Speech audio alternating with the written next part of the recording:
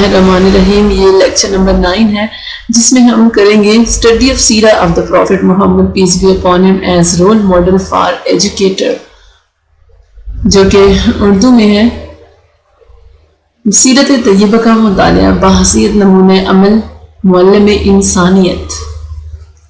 ہمارے نبی کریم صلی اللہ علیہ وسلم کی سیرت طیبہ کے متعدد گوشے اور بہت سے پہلو ہیں۔ ان میں سے ہر گوشہ اور پہلو مخلوق کے اعتبار سے انتہائی کمال کو پہنچا ہے، اور اس میں چندہ تعجب کی بات نہیں ہے کہ ساری کائنات کے خالق اللہ نے خود آپ کو امت کے لیے بہترین نمونہ قرار دیا ہے۔ فرمایا لَقَدْ كَانَ لَكُمْ فِي رَسُولِ اللَّهِ اسوۃ حسنۃ لمن کان یرجو اللہ والیوم الآخر وذکر اللہ کثیرا۔ بلا شک و شبہ تمہارے لیے رسول اللہ صلی اللہ علیہ وسلم میں بہترین نمونہ ہے، اس کے لیے جو اللہ تعالیٰ اور روز قیامت کا یقین رکھتا ہو اور اللہ تعالیٰ کو بہت یاد کرتا ہو۔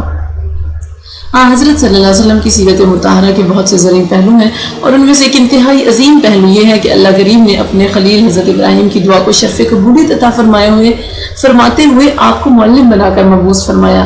قرآن کریم میں حضرت ابراہیم کی دعا ان الفاظ میں بتائی گئی ہے، ربنا وابعث فیہم رسولا منہم یتلو علیہم آیاتک ویعلمہم الکتاب والحکمۃ ویزکیہم انک انت العزیز الحکیم۔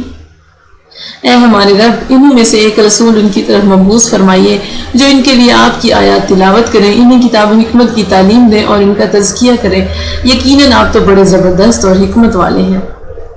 علاوہ ازیں نبی کریم صلی اللہ علیہ وسلم نے خود امت کو خبر دی ہے کہ وہ اپنے باپ حضرت ابراہیم کی دعاؤں کا ثمرہ ہیں۔ امام احمد رحمۃ اللہ علیہ نے حضرت ابو امامہ سے روایت نقل کی کہ انہوں نے فرمایا، میں نے عرض کیا اے اللہ کے نبی، آپ کے معاملے کی ابتدا کیا تھی؟ آپ نے فرمایا کہ میں تو اپنے باپ ابراہیم کی دعا اور عیسیٰ کی بشارت ہوں۔ نبی کریم صلی اللہ علیہ وسلم کی بحیثیت معلم مبعوث ہونے کے دلائل قرآن و سنت میں آپ کے بحیثیت معلم مبعوث کیے جانے کا ذکر کیا گیا ہے۔ اس سلسلے میں 4 دلائل یہ ہیں۔ پہلا، کما ارسلنا فیکم رسولا منکم یتلو علیکم آیاتنا ویزکیکم ویعلمکم الکتاب والحکمۃ ویعلمکم ما لم تکونوا تعلمون۔ جیسا کہ ہم نے تم میں سے ایک رسول تمہاری طرف مبعوث کیا، وہ تمہارے لیے ہماری آیات تلاوت کرتے ہیں اور تمہارا تزکیہ کرتے ہیں اور تمہیں کتاب و حکمت کی تعلیم دیتے ہیں اور تمہیں وہ کچھ سکھاتے ہیں جو تم نہیں جانتے تھے۔ دوسرا فرمایا، لقد من اللہ علی المؤمنین اذ بعث فیہم رسولا من انفسہم یتلو علیہم آیاتہ ویزکیہم ویعلمہم الکتاب والحکمہ وان کانوا من قبل لفی ضلال مبین۔ اللہ تعالیٰ نے یقیناً اہل ایمان پر احسان فرمایا کہ ان کی طرف ایک رسول انہی میں سے مبعوث فرمایا اور ان پر اس کی آیات تلاوت کرتے ہیں، انہیں پاک کرتے ہیں، انہیں کتاب و حکمت سکھاتے ہیں، اور اس سے پہلے وہ لوگ کھلی گمراہی میں تھے۔ ارشاد باری تعالیٰ ہے، هو الذی بعث فی الأمیین رسولا منہم یتلو علیہم آیاتہ ویزکیہم ویعلمہم الکتاب والحکمۃ وان کانوا من قبل لفی ضلال مبین۔ وہ ذات ہے کہ اس نے ان پڑھ لوگوں میں انہی میں سے ایک رسول بھیجا ہے جو انہیں اس کی آیات پڑھ کر سناتے ہیں، انہیں پاک کرتے ہیں اور انہیں کتاب و حکمت کی تعلیم دیتے ہیں۔ بے شک وہ لوگ ان کی بعثت سے پہلے صریح گمراہی میں مبتلا تھے۔ ہمارے نبی کریم نے خود بھی امت کو اس بارے میں خبر دی ہے۔ امام احمد اور امام نسائی رحمہ اللہ تعالیٰ نے حضرت جابر سے اور انہوں نے نبی صلی اللہ علیہ وسلم سے روایت نقل کی ہے کہ آپ نے فرمایا، بلا شک و شبہ مجھے اللہ تعالیٰ نے لوگوں کو جھڑکنے والا بنا کر مبعوث نہیں فرمایا، بلکہ مجھے آسانی کرنے والا معلم بنا کر بھیجا ہے۔ بس جو شخص بھی فن تدریس سیکھنا چاہے، اسالیب تدریس کے چناؤ، وسائل تعلیم کے انتخاب اور آداب تعلیم کے سلسلے میں مثالی نمونہ پانے کی خواہش رکھتا ہو، وہ نبی کریم صلی اللہ علیہ وسلم جیسا عظیم نمونہ کہیں اور حاصل نہیں کر سکتا۔ ہمارے نبی کریم صلی اللہ علیہ وسلم نے سلسلہ تعلیم کو کسی خاص وقت میں محدود نہ کیا تھا کہ اس کے علاوہ دیگر اوقات میں لوگوں کو اپنے فیض سے محروم رکھتے ہوں، بلکہ آپ کو جب بھی مناسب موقع میسر آتا تعلیم دیتے، حتیٰ کہ رات اور رات کی کوئی گھڑی یا ساتھ بھی ان کی راہ میں رکاوٹ نہ تھی۔ سیرت طیبہ میں اس کے بارے میں بہت سے واقعات موجود ہیں، جن میں سے چند ایک یہ ہے کہ عشاء کے بعد تعلیم۔ امام بخاری رحمۃ اللہ علیہ نے حضرت عبداللہ بن عمر سے روایت نقل کی ہے کہ انہوں نے بیان کیا ہے کہ نبی کریم صلی اللہ علیہ وسلم نے اپنی زندگی کے آخری ایام میں ہمیں نماز عشاء پڑھائی۔ جب آپ نے سلام پھیرا تو کھڑے ہو گئے اور فرمایا، کیا تم اپنی یہ رات دیکھ رہے ہو؟ اس رات پر 100 سال پورے ہونے پر روئے زمین پر موجود لوگوں میں سے کوئی باقی نہ رہے گا۔ اس حدیث شریف میں یہ بات واضح ہے کہ آپ نے مذکورہ بالا بات حضرات صحابہ کو نماز عشاء کے بعد بتلائی۔ امام بخاری نے اس حدیث پر ان الفاظ کا عنوان قائم کیا ہے کہ باب السمر فی العلم، سونے سے پہلے رات کو علمی گفتگو کے بارے میں باب۔ حافظ ابن حجر رحمۃ اللہ علیہ عنوان باب کی شرح میں تحریر کرتے ہیں کہ السمر سین اور میم کی زبر کے ساتھ ہے، اور یہ بھی کہا گیا کہ میم کے سکون کے ساتھ ہے کیونکہ وہ اس میں فعل ہے، اور اس سے مراد رات کو سونے سے قبل بات چیت کرنا ہے۔ علامہ عینی رحمۃ اللہ علیہ کہتے ہیں کہ امام بخاری نے حدیث روایت کی ہے کہ رسول اللہ صلی اللہ علیہ وسلم عشاء سے پہلے سونے اور بعد میں گفتگو کو ناپسند فرماتے تھے۔ یہ حدیث عشاء کے بعد ہر قسم کی گفتگو کی ممانعت پر دلالت کرنا ہے، جبکہ مذکورہ والا حدیث علم و خیر کے بارے میں بات چیت کے جواز پر دلالت کرتی ہے۔ اسی لیے ہم ممانعت والی حدیث کو علم خیر کے علاوہ دیگر گفتگو کے ساتھ مخصوص کریں گے۔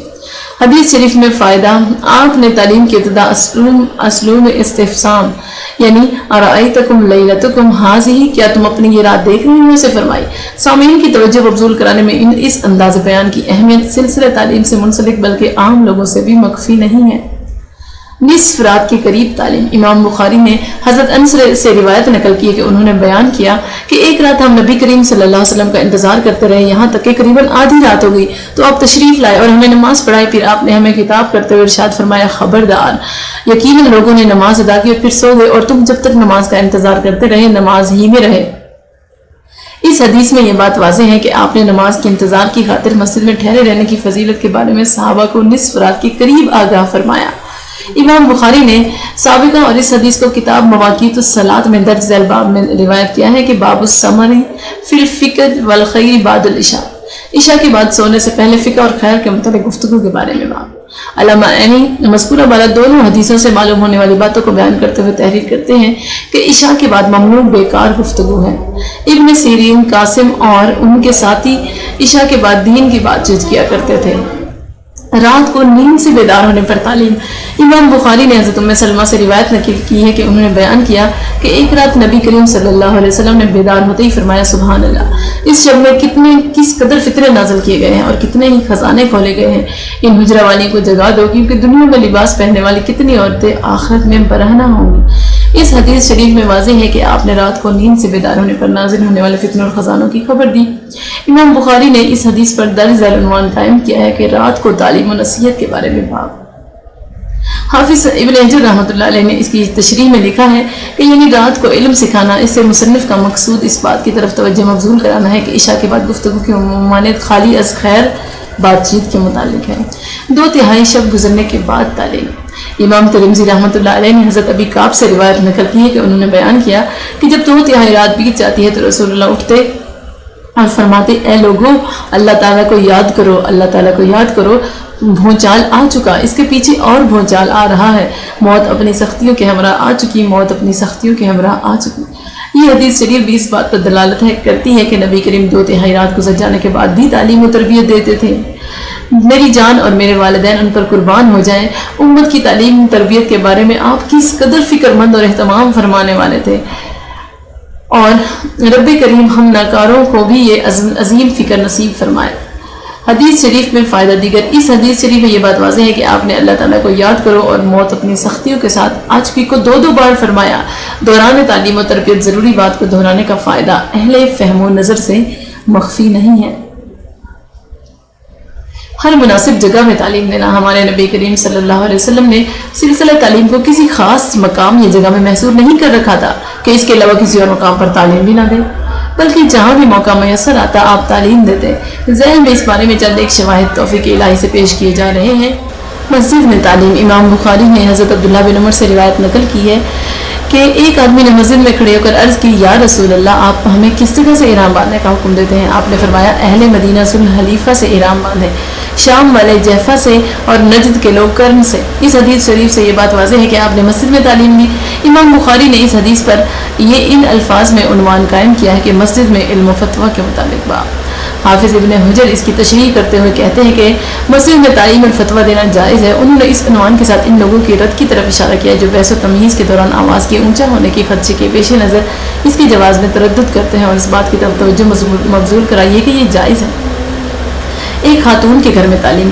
امام بخاری اور امام مسلم دونوں نے حضرت ابو سعید الخدری سے روایت نقل کی ہے کہ وہ کہتے ہیں کہ ایک عورت رسول اللہ صلی اللہ علیہ وسلم کی خدمت میں حاضر ہوئی اور عرض کی کہ یا رسول اللہ، مرد آپ کی حدیث لے گئے، یعنی آپ سے سب کچھ مردوں ہی نے سیکھ لیا، آپ اپنی طرف سے ہمارے لیے ایک دن مخصوص کر دیجئے کہ ہم اس میں آپ کی خدمت میں حاضر ہوں، اور جو کچھ آپ کو اللہ نے سکھایا ہے اس میں سے کچھ ہمیں بھی سکھلا دیجئے۔ آپ نے فرمایا فلاں دن فلاں جگہ میں اکٹھی ہو جانا۔ بس وہ عورتیں اس مقام پر جمع ہوئیں، رسول اللہ نے ان کے پاس تشریف لائے اور جو کچھ آپ کو اللہ نے سکھایا تھا اس میں سے انہیں سکھایا۔ حضرت ابو ہریرہ کی روایت ہے کہ تمہارے ساتھ مقام اجتماع فلاں عورت کا گھر ہے، بس آپ وہاں تشریف لائے اور ان کے ساتھ گفتگو فرمائی۔ خلاصہ کلام یہ ہے کہ نبی کریم نے عورتوں کو ایک خاتون کے گھر میں تعلیم دی، مقام منی میں تعلیم۔ امام بخاری نے حضرت عبداللہ بن عمرو بن العاص سے روایت نقل کی ہے کہ رسول اللہ صلی اللہ علیہ وسلم حجۃ الوداع کے موقع پر سوال کرنے والے لوگوں کے لیے مینا میں رکے، بس ایک آدمی آیا اور اس نے عرض کیا کہ میں نے بے خبری میں ذبح کرنے سے پہلے سر مڈا لیا۔ آپ نے فرمایا اب ذبح کر لو اور کچھ حرج نہیں۔ ایک دوسرا شخص آیا اور کہنے لگا کہ میں نے بے سمجھی رمی سے پہلے ذبح کر لیا۔ آپ نے فرمایا اب رمی کر لو اور کچھ حرج نہیں۔ نیچے سے کسی بھی آگے پیچھے کیے ہوئے کام کے متعلق سوال نہ کیا گیا، مگر آپ نے فرمایا اب کر لو اور کچھ مسائقہ نہیں۔ اس حدیث شریف سے معلوم ہوتا ہے کہ آپ نے مینا میں سوار کرنے والے لوگوں کو جوابات دیے، اور جب آپ سوار تھے، امام بخاری نے اس حدیث پر یہ عنوان کیا ہے کہ جانور وغیرہ پر حالت سواری میں فتویٰ دینے کا متعلق باب۔ حافظ ابن حجر اس کی تشریح کرتے ہوئے کہتے ہیں کہ یعنی مفتی سواری پر ہو، اس سے مراد یہ ہے کہ عالم خواہ سوار ہو، طالب علم کے سوال کا جواب دینے کا پابند ہے۔ دوران سفر تعلیم، ہمارے نبی کریم سفر کے دوران بھی سلسلہ تعلیم کو ترک نہ کرتے، جہاں بھی ضرورت ہوتی یا مناسب موقع میسر آتا آپ لوگوں کو اپنے فیض تعلیم سے بہرہ فرماتے۔ پہلی مثال حدیث عقبہ بن عامر، حضرت ائمہ احمد بن حنبل، ابو داؤد اور نسائی اللہ تعالیٰ نے حضرت عقبہ بن عامر سے روایت رحمۃ اللہ علیہ نے حضرت عقبہ بن عامر سے روایت نقل کی کہ انہوں نے بیان کیا میں دوران سفر رسول اللہ کی اونٹنی کو ہانک رہا تھا تو آپ نے مجھے فرمایا اے عقبہ کیا میں تمہیں دو ایسی صورتیں نہ سکھلاؤں جو پڑھی جانے والی صورتوں میں بہترین ہے؟ میں نے عرض کیا کیوں نہیں؟ آپ نے فرمایا قل اعوذ برب الفلق اور قل اعوذ برب الناس۔ اس حدیث شریف سے یہ بات واضح ہے کہ نبی کریم نے دوران سفر حضرت عقبہ کو معاوض دین کی تعلیم دی اور ان کی شان و عظمت سے آگاہ فرمایا۔ نبی کریم نے تعلیم دینے سے پیشتر اپنے شاگرد کو اس کے نام سے پکارا۔ سلسلہ تعلیم میں اس بات کی اہمیت ایک مسلمہ حقیقت ہے۔ آپ نے معاوض دین کی تعلیم دینے سے پہلے ان کی شان و عظمت کا ذکر فرمایا اور اس سے بلا شک و شبہ سامع کے شوق تعلیم میں اضافے کی قوی امید ہوتی ہے۔ حدیث عمران بن حسین رضی اللہ عنہ، امام احمد اور امام ترمذی رحمۃ اللہ تعالی نے حضرت عمران بن حسین سے روایت نقل کی کہ انہوں نے بیان کیا کہ رسول اللہ صلی اللہ علیہ وسلم ہم ایک سفر میں نبی کریم کی میت میں تھے، چلنے میں آپ کے ساتھی آگے پیچھے ہو گئے تو رسول اللہ نے سورہ حج ان دو آیتوں کے ساتھ اپنی آواز کو بلند فرمایا کہ یا ایھا الناس سے اللہ تعالیٰ کے ارشاد ولکن عذاب اللہ شدید تک۔ جب آپ کے صحابہ نے آپ کی آواز کو سنا تو انہوں نے اپنی سواریوں کو تیز کیا اور وہ سمجھ گئے کہ آپ کچھ فرمانا چاہتے ہیں۔ آپ نے فرمایا کیا تمہیں معلوم ہے کہ وہ کون سا دن ہے؟ انہوں نے عرض کیا اللہ تعالیٰ اور اس کے رسول زیادہ جانتے ہیں۔ آپ نے فرمایا وہ دن وہ ہوگا کہ جس میں اللہ تعالیٰ آدم کو آواز دیں گے اور وہ اپنے رب کو جواب دیں گے، پس اللہ فرمائے گا اے آدم جہنم والوں کو نکالو۔ وہ عرض کریں گے اے میرے رب جہنم والے کون ہیں؟ اللہ تعالیٰ فرمائے گا ہر 1000 میں سے 999 جہنم کی طرف اور 1 جنت کی طرف۔ یہ سن کر لوگ اس قدر مایوس ہوئے کہ مسکرائے تک نہیں۔ جب رسول اللہ نے اپنے صحابہ کی کیفیت کو دیکھا تو فرمایا عمل کرو اور خوش ہو جاؤ، اس ذات کی قسم جس کے ہاتھ میں محمد کی جان ہے، یقیناً تم تو ایسی مخلوقوں کے ساتھ ہو کہ وہ دونوں جس کے ساتھ بھی ہوں اس کی تعداد کو بہت زیادہ کر دیتی ہیں، اور وہ 2 مخلوقیں یاجوج ماجوج اور آدم اور ابلیس کی فوج شدہ اولاد ہیں۔ راوی نے بیان کیا ہے کہ لوگوں کی مایوسی قدرے کم ہوئی تو آپ نے فرمایا عمل کرو اور خوش ہو جاؤ، اس ذات کی قسم جس کے ہاتھ میں محمد کی جان ہے، تم تمام لوگوں کی نسبت اتنے ہو کہ جتنا اونٹ کے پہلو میں دھبا ہوتا ہے یا جیسے عام جانور کے بازو میں ایک داغ، یعنی کفار کی نسبت تم بہت تھوڑے ہو۔ اس حدیث شریف سے یہ بات واضح ہے کہ آپ نے مذکورہ بالا دونوں آیتوں کے متعلق باتیں حضرت صحابہ کرام کو سفر میں بتائیں۔ حدیث شریف کے دیگر فائدے یہ ہے کہ بات شروع کرنے سے پہلے بیشتر صحابہ کی توجہ مبذول کرانا، بلند آواز سے دونوں آیتوں کی تلاوت اور پھر اسلوب استفہام اختیار فرمانا اس بات پر دلالت کرنا ہے۔ سلسلہ تعلیم کے دوران رونما ہونے والی کیفیت کا ادراک اور اس کے متعلق مناسب بات فرمانا۔ اس پر راوی کا یہ کہنا کہ جب رسول اللہ صلی اللہ علیہ وسلم نے اپنے صحابہ کی کیفیت کو دیکھا تو فرمایا دلالت کرتا ہے۔ اپنے ارشاد عمل کرو اور خوش ہو جاؤ کو 2 بار فرمانا، بات کی تاکید کی غرض سے 2 مرتبہ قسم کھانا، اس میں بلا شک و شبہ آپ کی امت کو سمجھانے کے لیے شدید رغبت نظر آتی ہے۔ حدیث ابی ایوب، امام مسلم نے حضرت ابو ایوب سے روایت نقل کی ہے کہ آپ دوران سفر رسول اللہ صلی اللہ علیہ وسلم کے سامنے ایک بدو آیا، اس نے آپ کی اونٹنی کے لگام کو تھام لیا، پھر کہنے لگا یا رسول اللہ مجھے وہ بات بتلائیے جو مجھے جنت سے قریب کر دے اور جہنم کی آگ سے دور کر دے۔ راوی نے بیان کیا کہ نبی صلی اللہ علیہ وسلم رک گئے، پھر آپ نے اپنے صحابہ کی طرف دیکھا، پھر فرمایا اس کو توفیق عطا کی گئی کہ اس کو ہدایت دی گئی۔ آپ نے فرمایا تم نے کیسے کہا؟ راوی نے کہا کہ اس سائل نے اپنے سوال کو دہرایا تو نبی کریم نے فرمایا اللہ تعالیٰ کی عبادت کرو اور اس کے ساتھ کسی کو شریک نہ ٹھہراؤ اور نماز قائم کرو اور زکوٰۃ ادا کرو اور صلہ رحمی کرو، اب اونٹنی کو چھوڑ دو۔ اس حدیث شریف سے یہ بات واضح ہے کہ آپ نے دوران سفر جنت سے قریب کرنے والے اور جہنم سے دور کرنے والے اعمال کے متعلق سوال کیا گیا تو آپ نے سائل اور سامعین کو جواب سے نوازا۔ دیگر فائدے جو اس حدیث میں نظر آتے ہیں وہ یہ ہے کہ سوال کرنے والے کے ساتھ تواضع سے پیش آنا، سائل نے آپ کی سواری کے لگام کو تھام کر روکا اور سوال کیا تو آپ نے ڈانٹ ڈپٹ نہیں کی بلکہ اس کے سوال کا جواب دیا۔ عمدہ سوال کرنے پر سائل کی تعریف فرمائی، سوال کا جواب دینے سے پہلے ناظرین کو اپنی طرف متوجہ کیا اور سائل کو دوبارہ سوال کرنے کا حکم دیا تاکہ دوسرے لوگ بھی سوال سن لیں اور اس کے بعد جواب بھی سن لیں۔ مختلف اقسام کے لوگوں کو تعلیم، ہمارے نبی کریم صلی اللہ علیہ وسلم نے اپنے فیض تعلیم کو کسی مخصوص گروہ یا جماعت میں محصور نہیں فرمایا تھا بلکہ تحت استطاعت زیادہ سے زیادہ اقسام کے لوگوں کو تعلیم دیتے تھے۔ اس بارے میں سیرت طیبہ سے چند ایک شواہد ذیل میں پیش کیے جا رہے ہیں۔ اہل خانہ کو تعلیم، امام مسلم رحمۃ اللہ علیہ نے حضرت جویریہ سے روایت نقل کی ہے کہ بلا شبہ نبی ان کے ہاں نماز صبح پڑھ کر تشریف لے گئے اور وہ اس وقت اپنی جائے نماز میں تھی، پھر آپ نے چاشت کے وقت تشریف لائے تو وہ وہیں بیٹھی تھی۔ آپ نے فرمایا میں نے جس حالت میں تمہیں چھوڑا تھا تاحال اسی حالت میں ہو؟ انہوں نے عرض کی جی ہاں۔ آپ نے فرمایا میں نے تمہارے بعد 4 جملے 3 مرتبہ کہے، اگر انہیں تمہارے آج کے سارے اذکار کے ساتھ تولا جائے تو ان کا وزن زیادہ ہوگا۔ وہ جملے یہ ہیں سبحان اللہ و بحمدہ عدد خلقہ ورضا نفسہ وزنۃ عرشہ و مداد کلماتہ۔ اس حدیث شریف میں ان نادان معلمین کے لیے شدید تنبیہ ہے جنہیں لوگوں کی تعلیم دینے کا غم کھائے جا رہا ہے لیکن اپنے گھر والوں کی تعلیم و تربیت سے یکسر غافل ہیں۔ چچا کو تعلیم، امام ترمذی رحمۃ اللہ علیہ نے حضرت عباس بن عبد المطلب سے روایت نقل کی ہے کہ انہوں نے میں نے کہا یا رسول اللہ مجھے وہ چیز بتلائیے کہ میں اس کو اللہ تعالیٰ سے طلب کروں۔ آپ نے فرمایا اللہ تعالیٰ سے عافیت طلب کرو۔ میں کچھ دن کے بعد پھر آپ کے پاس آیا اور کہا یا رسول اللہ مجھے وہ چیز بتلائیے کہ میں وہ اللہ تعالیٰ سے مانگوں۔ آپ نے فرمایا اے عباس، اے اللہ کے رسول کے چچا، اللہ تعالیٰ سے دنیا و آخرت کی عافیت طلب کرو۔ اس حدیث شریف سے یہ بات واضح ہے کہ نبی کریم نے اپنے چچا محترم کو دنیا آخرت کی عافیت طلب کرنے کی تعلیم دی۔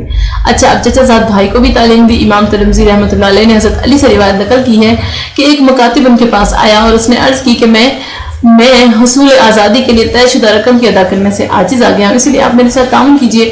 انہوں نے فرمایا کہ میں تمہیں وہ کلمات نہ سکھا دوں جو مجھے رسول اللہ نے سکھلائے تھے؟ اگر تمہارے ذمہ جبل صبر کے بقدر قرض ہوگا تو اللہ تعالیٰ اس کو تمہاری طرف سے ادا کرے گا۔ پھر فرمایا کہو اے میرے اللہ اپنے حلال کے ذریعے اپنی حرام کردہ چیزوں سے میری کفایت فرما دیجیے اور اپنے سوا مجھے ہر شخص سے بے نیاز کر دیجیے۔ اس حدیث شریف میں یہ بات واضح ہے کہ آپ نے اپنے چچا زاد بھائی حضرت علی کو یہ دعا سکھائی تھی۔ چچا زاد بہن کو بھی تعلیم دی۔ امام ابو داؤد رحمۃ اللہ علیہ نے حضرت ابن عباس سے روایت نقل کی ہے کہ بنت زبیر سبات بنت زبیر بن عبد المطلب رسول اللہ صلی اللہ علیہ وسلم کی خدمت میں حاضر ہوئی اور عرض کی کہ یا رسول اللہ میں ارادہ حج کر رہی ہوں، کیا میں شرط کر لوں؟ آپ نے فرمایا ہاں۔ انہوں نے عرض کیا تو میں کیسے کہوں؟ آپ نے فرمایا تم کہو میں حاضر ہوں، میں حاضر ہوں، اے میرے اللہ میں حاضر ہوں، میں حاضر ہوں، اور جہاں آپ نے مجھے روکا وہی میرے احرام کھولنے کی جگہ ہے۔ اس حدیث شریف میں یہ بات واضح ہے کہ نبی کریم نے اپنے چچا زبیر کی صاحبزادی حضرت سبا کو حج کے احرام کو مشروط کرنے کی کیفیت سکھلائی۔ ساتھی کو تعلیم دینا، امام بخاری نے حضرت ابو بکر صدیق سے روایت نقل کی کہ انہوں نے رسول اللہ سے عرض کی کہ مجھے ایک ایسی دعا سکھلا دیں جس کے ساتھ میں اپنی نماز میں دعا کیا کروں۔ تو آپ نے فرمایا کہو اے میرے اللہ میں نے اپنی جان پر بہت زیادہ ظلم کیا اور گناہوں کو آپ کے سوا کوئی دوسرا معاف فرمانے والا نہیں ہے، بس آپ مجھے اپنی طرف سے بھرپور مغفرت عطا فرمائیے اور مجھ پر رحم فرمائیے، بلا شک و شبہ آپ ہی مغفرت کرنے والے مہربان ہیں۔ اس حدیث سے یہ بات واضح ہے کہ آپ نے اپنے ساتھی صدیق اکبر کو نماز میں کی جانے والی یہ دعا سکھائی تھی۔ جوانوں کو تعلیم دینا۔ حدیث مالک بن الحویرث، امام بخاری نے حضرت مالک بن الحویرث سے روایت نقل کی ہے کہ انہوں نے بیان کیا کہ ہم نبی صلی اللہ علیہ وسلم کی خدمت میں حاضر ہوئے اور ہم سب جوان اور ہم عمر تھے۔ ہم آپ کی خدمت میں 20 راتیں ٹھہرے رہے۔ حضرت بہت مہربان تھے۔ جب آپ نے سمجھا کہ ہم اپنے گھر والوں کی طرف مشتاق ہیں تو آپ نے ہم سے پوچھا کہ ہم اپنے پیچھے کن لوگوں کو چھوڑ کر آئے۔ ہم نے بتایا تو آپ نے فرمایا اپنے گھر والوں کی طرف پلٹ جاؤ اور انہیں میں رہو، انہیں علم سکھاؤ اور حکم دو۔ آپ نے بہت سی باتیں فرمائی جن میں سے بعض مجھے یاد ہے اور بعض مجھے یاد نہیں۔ نماز اسی طرح پڑھو جس طرح نماز پڑھتے ہوئے تم نے مجھے دیکھا، اور جب نماز کا وقت ہو جائے تو تم میں سے ایک تمہارے لیے اذان کہے اور جو تم میں سے عمر میں سب سے بڑا ہو وہ تمہاری امامت کروائے۔ اس حدیث شریف میں یہ بات واضح ہے کہ ہم عمر جوانوں کا ایک گروہ 20 دن تک نبی کریم سے فیض تعلیم پانے کی سعادت سے بہرہ ہوا۔ امام ابن ماجہ رحمۃ اللہ علیہ نے حضرت جندب بن عبداللہ سے روایت نقل کی ہے کہ انہوں نے بیان کیا کہ ہم نبی کریم صلی اللہ علیہ وسلم کی میت میں رہے اور ہم قوت والے جوانوں کی جماعت تھے، بس ہم نے قرآن سیکھنے سے پہلے ایمان سیکھا، پھر ہم نے قرآن سیکھا تو اس کے ساتھ ہمارے ایمان میں اضافہ ہوا۔ اس حدیث سے واضح ہے کہ حضرت جندب بن عبداللہ سمیت طاقتور نوجوانوں کے ایک گروہ نے نبی کریم سے ایمان و قرآن سیکھا۔ بچوں کو تعلیم دینا۔ امام احمد اور امام ترمذی نے حضرت ابن عباس سے روایت نقل کی ہے کہ انہوں نے بیان کیا کہ میں ایک دن سواری پر نبی کریم کے پیچھے سوار تھا تو آپ نے فرمایا اے چھوٹے لڑکے میں تمہیں چند باتوں کی تعلیم دے رہا ہوں، احکام الہیہ کی پاسداری کرو وہ تمہاری حفاظت کرے گا، اور امر الہیہ کی حفاظت کرو تم اللہ کو ہر مصیبت میں اپنے سامنے پاؤ گے۔ جب تم سوال کرو تو اللہ تعالیٰ سے سوال کرو اور جب مدد طلب کرو تو اللہ تعالیٰ سے مدد طلب کرو۔ یہ بات اچھی طرح سمجھ لو گے، اگر ساری امت تمہیں کچھ نفع پہنچانے کے لیے متفق ہو جائے تو تمہیں اسی قدر نفع پہنچے گا جو اللہ نے تمہارے لیے لکھ دیا ہے، اور اگر سب لوگ تمہیں کچھ ضرر پہنچانے کے لیے متحد ہو جائیں تو تمہیں اسی قدر نقصان پہنچا سکیں گے جو اللہ تعالیٰ نے تمہارے لیے لکھ رکھا ہے۔ کلموں کو اٹھا لیا گیا اور صحیفے خشک ہو گئے۔ اس حدیث میں ہم دیکھتے ہیں کہ آپ نے حضرت ابن عباس کو اس وقت تعلیم دی جب وہ سن بلوغت کو بھی نہیں پہنچے تھے۔ آپ نے انہیں یا غلام کہہ کر پکارا، اور اس مقام پر غلام سے مراد چھوٹا لڑکا ہے نہ کہ مملوک۔ اس حدیث کے جو فائدے ہیں اس میں آپ نے راستے میں سلسلہ تعلیم کو جاری فرمایا۔ دوسرا، آپ نے تعلیم دینے سے پہلے ابن عباس کی توجہ مکمل طور پر اپنی طرف مبذول کروانے کے لیے آپ نے انہیں یا غلام یا اے چھوٹے لڑکے کے الفاظ سے پکارا، اور پھر فرمایا یقیناً میں تجھے چند باتوں کی تعلیم دینے لگا ہوں۔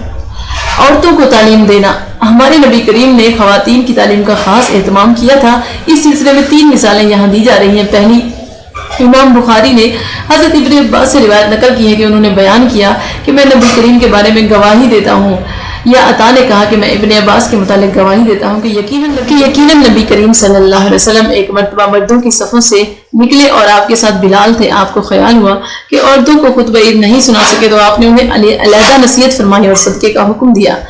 یہ بات سن کر کوئی عورت بالی اور کوئی انگوٹھی ڈالنے لگی اور بلال اپنے کپڑے کے دامن میں یہ چیزیں لینے لگے۔ امام بخاری نے اس حدیث پر یہ عنوان لکھا ہے کہ امام کا عورتوں کو نصیحت کرنے اور تعلیم دینے کے متعلق باب۔ حافظ ابن حجر رحمۃ اللہ علیہ اس حدیث کی تشریح میں لکھتے ہیں کہ واعظ کرنا حدیث کے الفاظ فواعظہن سے صراحتاً معلوم ہو رہا ہے، اور آپ کا واعظ بائی الفاظ تھا۔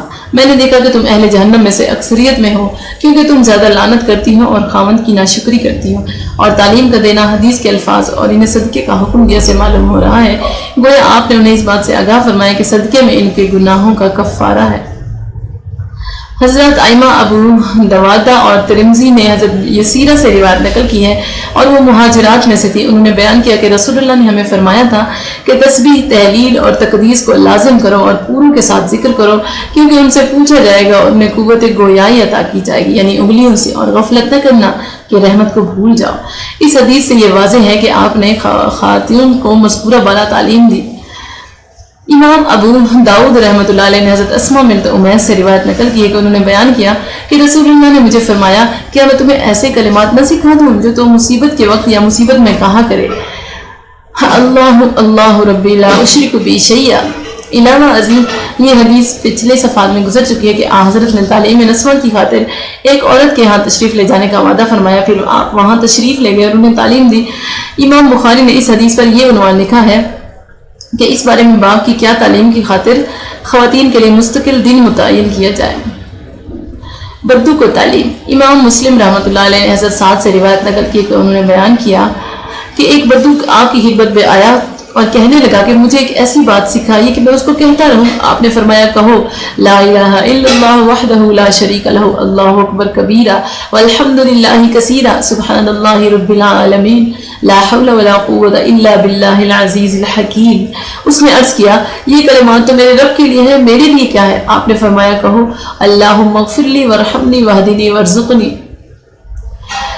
اس قصے میں نبی کریم کی شفقت و عنایت واضح ہے۔ آپ نے بدو کی بات کی کہ یہ تو میرے رب کے لیے ہے، میرے لیے کیا ہے، پر خفگی کا اظہار نہیں فرمایا اور نہ ہی غصے ہوئے، بلکہ اس کی فرمائش کو پورا کرتے ہوئے اس کو مطلوبہ بات سے بھی آگاہ فرمایا۔ 9 مسلموں کو تعلیم دینا۔ امام مسلم نے ابو مالک اشجعی سے روایت نقل کی ہے کہ انہوں نے اپنے باپ سے نقل کیا ہے کہ وہ کہتے ہیں کہ جب کوئی شخص دائرہ اسلام میں داخل ہوتا ہے تو نبی کریم اس کو سب نماز سکھاتے، پھر اس کو ان الفاظ کے ساتھ دعا کرنے کا حکم دیتے کہ اللہم اغفر لی وارحمنی واہدنی وعافنی وارزقنی۔ اس حدیث سے واضح ہے کہ آپ 9 مسلموں کو تعلیم دیا کرتے تھے۔ میسر آنے والے مواقع سے تعلیم میں استفادہ۔ ہمارے نبی کریم کی سیرت طیبہ میں یہ بات نمایاں ہے کہ آپ میسر آنے والے مواقع کو تعلیمی مقاصد کے لیے انتہائی عمدگی سے استعمال فرماتے تھے۔ توفیق الہی سے اس بارے میں کچھ واقعات یہاں پہ پیش ہیں۔ پہلا، 14ویں کا چاند دیکھنے پر دیدار الہی کا بیان۔ امام بخاری اور امام مسلم نے حضرت جریر سے روایت نقل کی ہے کہ وہ کہتے ہیں کہ ہم رسول اللہ صلی اللہ علیہ وسلم کے پاس بیٹھے ہوئے تھے کہ آپ نے 14ویں رات کے چاند کو دیکھا تو فرمایا یقیناً تم اپنے رب کو آخرت میں اس طرح دیکھو گے جس طرح تم اس چاند کو دیکھ رہے ہو، اس کے دیکھنے میں تمہیں کوئی زحمت نہ ہوگی، بس اگر ممکن ہو تو ایسی روش اختیار کرو کہ طلوع شمس سے پہلے اور غروب آفتاب سے قبل کی نماز سے تمہیں کوئی چیز روک نہ سکے، یعنی عصر اور فجر کی نمازوں سے۔ پھر جریر نے یہ آیت کریمہ پڑھی جس کا ترجمہ ہے طلوع شمس سے پہلے اور غروب آفتاب سے قبل اپنے رب کی تعریف کے ساتھ تسبیح بیان کیجیے۔ اس حدیث سے یہ بات واضح ہے کہ آپ نے 14ویں رات کے چاند کے مشاہدے کے موقع سے فائدہ اٹھاتے ہوئے صحابہ کرام کو اس بات سے آگاہ فرمایا کہ اس طرح آخرت میں بغیر کسی زحمت اور دھکم پیل کے دیدار الہی کی سعادت سے وہ بہرور ہوں گے۔ چاند دیکھنے پر اس کے گرہن کی شر سے پناہ مانگنے کا حکم۔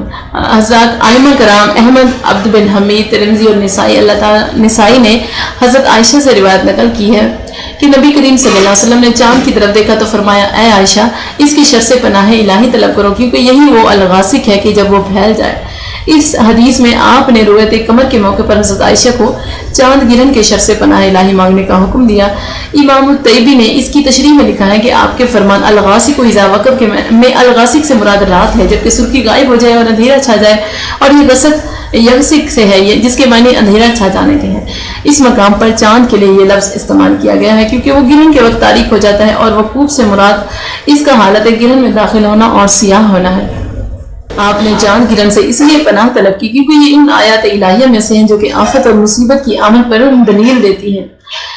اس حدیث کے دیگر فائدے یہ ہیں کہ آپ نے تعلیم دیتے وقت عائشہ صدیقہ کو ان کے نام سے پکارا۔ سلسلہ تعلیم میں ان کی اہمیت بھی بہت ضروری ہے۔ آپ نے اپنی زوجہ محترمہ کو تعلیم دینے کا اہتمام فرمایا۔ شفقت مادری کے مشاہدے پر رحمت الہیہ کا بیان۔ امام بخاری اور امام مسلم نے حضرت عمر بن الخطاب سے روایت نقل کی ہے کہ انہوں نے کہا کہ نبی کریم صلی اللہ علیہ وسلم کے پاس کچھ قیدی آئے۔ قیدیوں میں ایک عورت تھی جس کا پستان دودھ سے بھرا ہوا تھا اور وہ دودھ پلاتی تھی۔ اتنے میں اس کو قیدیوں میں اپنا بچہ ملا تو اس نے جھٹ اپنے پیٹ سے لگایا اور اس کو دودھ پلانے لگی۔ تو اس موقع پر نبی کریم صلی اللہ علیہ وسلم نے ہمیں فرمایا کیا تم خیال کر سکتے ہو کہ یہ عورت اپنے بچے کو آگ میں ڈال سکتی ہے؟ ہم نے عرض کیا نہیں، جب تک اس کو یہ قدرت حاصل ہو کہ یہ اپنے بچے کو آگ میں نہ پھینکے۔ اس پر آپ نے فرمایا جس قدر یہ عورت اپنے بچے پر مہربان ہے یقیناً اللہ تعالیٰ اس سے بھی زیادہ اپنے بندوں پر رحم کرنے والا ہے۔ اس حدیث سے یہ بات واضح ہے کہ آپ نے ماں کی اور بچے سے شدید شفقت اور تعلق کے مشاہدے کے موقع پر صحابہ کرام کو رحمت الہیہ کو بیان فرمایا۔ حضرت نے کی بیان کی جانے والی بات کی طرف صحابہ کی مکمل توجہ مبذول کرانے کی خاطر اسلوب استفسام استعمال کرایا۔ آپ نے رحمت الہیہ کو مثال سے بیان فرمایا۔ حافظ ابن حجر اس حدیث کی تشریح میں لکھتے ہیں کہ اس میں غیر محسوس حقیقت کو اچھی طرح سمجھانے کی غرض سے محسوس چیز کی مثال بیان کی گئی ہے، اگرچہ اس غیر محسوس حقیقت کا احاطہ ممکن نہیں کیونکہ رحمت الہیہ کی حقیقت کا مکمل ادراک انسانی عقل سے بالاتر ہے، لیکن اس کے باوجود آپ نے مذکورہ والا عورت کی کیفیت کے حوالے سے ذہنوں کو قریب کیا۔ سعد کے اظہار غیرت پر غیرت الہیہ کا بیان۔ امام بخاری اور امام مسلم نے حضرت مغیرہ سے روایت نقل کی ہے کہ سعد بن عبادہ نے کہا کہ اگر میں اپنی بیوی کے ساتھ کسی غیر مرد کو دیکھوں تو اسے تلوار کے ساتھ ماروں گا اور اسے معاف نہیں کروں گا۔ یہ بات آپ صلی اللہ علیہ وسلم کو پہنچی تو آپ نے فرمایا کیا تم غیرت سعد پر تعجب کرتے ہو؟ بس اللہ تعالیٰ کی قسم میں یقیناً اس سے بھی زیادہ غیرت مند ہوں اور اللہ تعالیٰ مجھ سے بھی زیادہ باغیرت ہے، اور غیرت الہیہ ہی کی بنا پر اللہ تعالیٰ نے ظاہری اور باطنی یعنی تمام قسم کے فواحش کو حرام قرار دیا ہے۔ اللہ تعالیٰ سے زیادہ معذرت کسی کو پسند نہیں، اس لیے اللہ تعالیٰ نے بشارت دینے والے اور ڈرانے والے رسولوں کو بھیجا۔ اللہ تعالیٰ سے زیادہ کسی کو تعریف پسند نہیں، اسی کی وجہ سے اللہ تعالیٰ نے جنت کا وعدہ فرمایا ہے۔ اس حدیث سے یہ بات واضح ہے کہ جب آپ نے حضرت سعد کی شدید غیرت پر دلالت کرنے والی گفتگو سنی تو آپ نے اپنی اور اللہ تعالیٰ کی اس سے بھی زیادہ شدید غیرت سے صحابہ کرام کو آگاہ کیا۔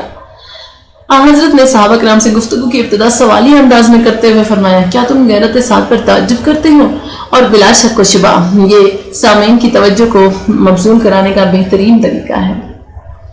طالب علم کا خیر مقدم، ہمارے نبی کریم کی سیرت طیبہ سے یہ بات ثابت کرنے کے لیے آپ نے طالب علم کے گھر سے آنے والوں کا حسن استقبال کرتے ہوئے انہیں خوش آمدید کہا۔ پہلی مثال صفوان مرادی کا خیر مقدم۔ امام طبرانی رحمۃ اللہ علیہ نے حضرت صفوان بن اسال مرادی سے روایت نقل کی ہے کہ انہوں نے بیان کیا کہ میں نبی صلی اللہ علیہ وسلم کی خدمت میں حاضر ہوا اور اس وقت آپ اپنی سرخ چادر پر ٹیک لگائے ہوئے مسجد میں تشریف فرماتے تو میں نے عرض کیا کہ میں طلب علم کے لیے خدمت میں حاضر ہوا ہوں۔ آپ نے فرمایا طالب علم کو خوش آمدید۔ یقیناً طالب علم کو فرشتے اپنے پروں سے گھیر لیتے ہیں، پھر وہ ایک دوسرے کے اوپر سوار ہوتے ہوئے آسمان دنیا تک پہنچ جاتے ہیں۔ وہ یہ اس کے مطلوب سے محبت کی بنا پر کرتے ہیں۔ اس حدیث سے یہ بات واضح ہے کہ آپ نے طلب علم کے لیے حاضر خدمت ہونے والے شاگرد صفوان کا خیر مقدم فرمایا اور ساتھیوں نے اس بات کی خوشخبری دی کہ فرشتے بھی طالب علم کی عزت کرتے ہیں۔ امام حاکم نے اس قصے کو روایت سے نقل کیا ہے کہ صفوان بن اسال حضرت صلی اللہ علیہ وسلم سے کسی مسئلے کے متعلق دریافت کرنے کے لیے حاضر ہوئے تو آپ نے فرمایا ما عاملک الیہ الا ذالک، تم میرے پاس صرف اسی غرض سے آئے ہو؟ انہوں نے عرض کیا کہ میں آپ کی خدمت میں صرف اسی مقصد کے لیے حاضر ہوں۔ آپ نے فرمایا تمہارے لیے نوید بشارت ہے، کیونکہ کوئی شخص طلب علم کے لیے نہیں نکلتا مگر فرشتے اس کے نکلنے پر خوش ہو کر اس کی خاطر اپنے پروں کو بچھا دیتے ہیں یہاں تک کہ وہ واپس لوٹ جائے۔ وفد عبد القیس کا خیر مقدم۔ امام بخاری نے حضرت ابن عباس سے روایت نقل کی ہے کہ وہ بیان کرتے ہیں کہ جب قبیلہ عبد القیس کا وفد نبی صلی اللہ علیہ وسلم کی خدمت میں حاضر ہوا تو آپ نے فرمایا ذلت اٹھائے بغیر اور شرمندہ ہوئے بغیر آنے والے وفد کو مرحبا۔ انہوں نے عرض کی کہ یا رسول اللہ، ہم قبیلہ ربیہ کی ایک شاخ ہیں اور ہمارے اور آپ کے درمیان قبیلہ مضر کے لوگ ہیں اور ہم آپ کی خدمت میں صرف حرمت والے مہینوں میں پہنچ سکتے ہیں۔ آپ ہمیں دو لوگ بات بتائیے کہ ہم اس کے ساتھ یعنی اس پر عمل کر کے جنت میں داخل ہو جائیں اور جو ہمارے پیچھے ہیں انہیں اس کی دعوت دیں۔ آپ نے فرمایا چار چیزیں ہیں، نماز قائم کرو، زکوٰۃ ادا کرو، رمضان کے روزے رکھو اور غنیمت کا 5واں حصہ بیت المال کو دے دو، دبا، ہنتم، نکیر اور مذمت میں نہ پیو۔ اس حدیث سے یہ بات واضح ہے کہ جب قبیلہ عبد القیس کا وفد دین کی باتیں سمجھنے کے لیے آپ کی خدمت میں حاضر ہوا تو آپ نے انہیں خوش آمدید کہا۔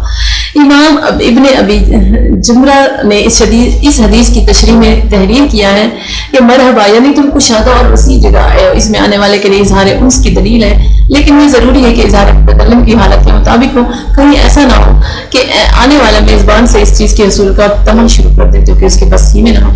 آپ نے جس وسعت اور کشادگی کی خبر دی ہے وہ آپ کے ہاں ہنسی اور معنوی دونوں کے اعتبار سے تھی۔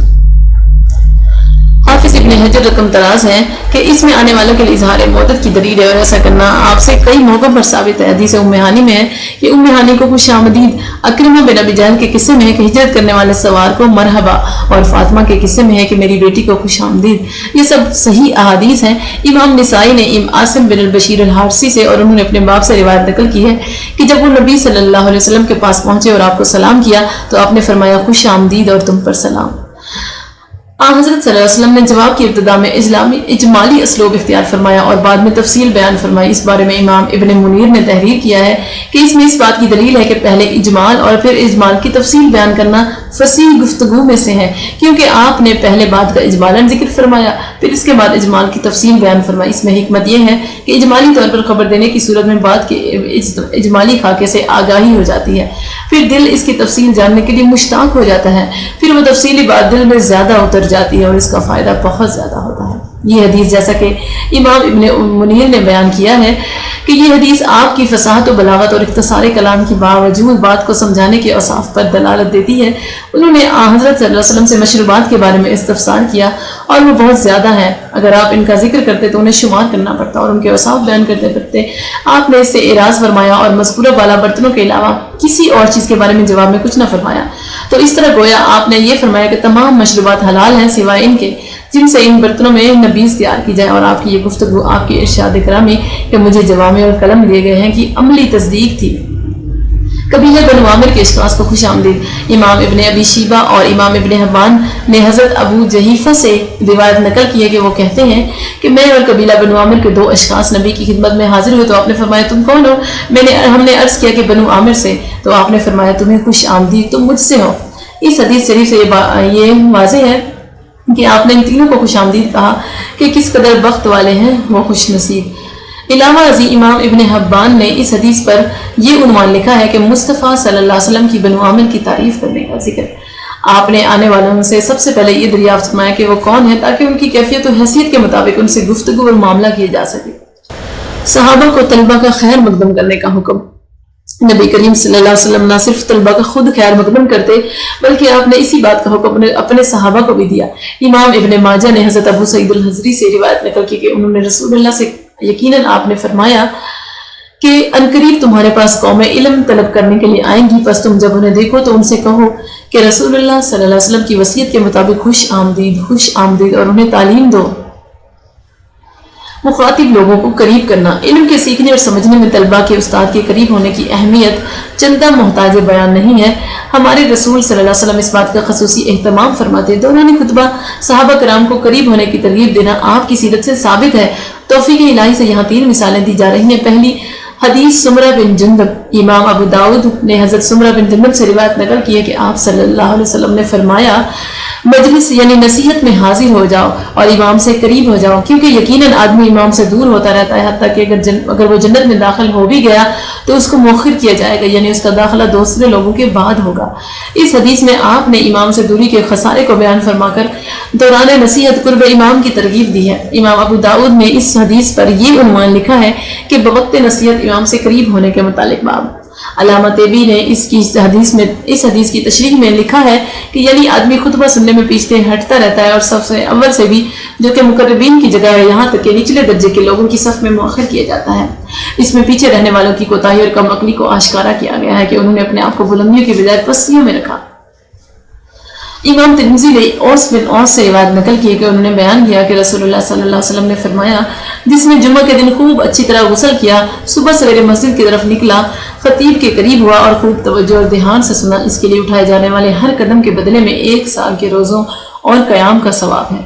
آپ نے اس حدیث میں 4 اعمال کرنے والوں کی عظیم بشارت دی کہ ان کے ہر قدم کے عوض 1 سال کے روزوں اور قیام کا ثواب ہے، اور انہیں 4 اعمال میں سے ایک عمل دوران خطبہ خطیب کے قریب ہو کر بیٹھنا ہے۔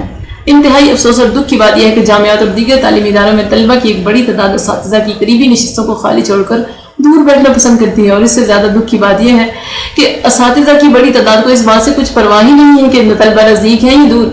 ان کا مطمع نظر لیکچر کے لیے مقررہ وقت گزارنے کے لیے کچھ کہنا ہے، اپنی بات طلبہ کو سنانے اور ان کے دلوں میں اتارنے کے لیے مختلف اسالیب و وسائل اختیار کرنے کی کوشش کرنا تو ان کی زندگی میں شامل ہی نہیں ہے۔ نبی کریم صلی اللہ علیہ وسلم اور مخاطبین کا ایک دوسرے کی طرف متوجہ ہونا۔ سلسلہ تعلیم میں قوت اور تاثیر پیدا کرنے والی باتوں میں سے ایک یہ بھی ہے کہ معلم اپنا رخ اور توجہ شاگردوں کی طرف کرے اور وہ اپنی نگاہیں معلم پر مرکوز کرے۔ سیرت طیبہ میں یہ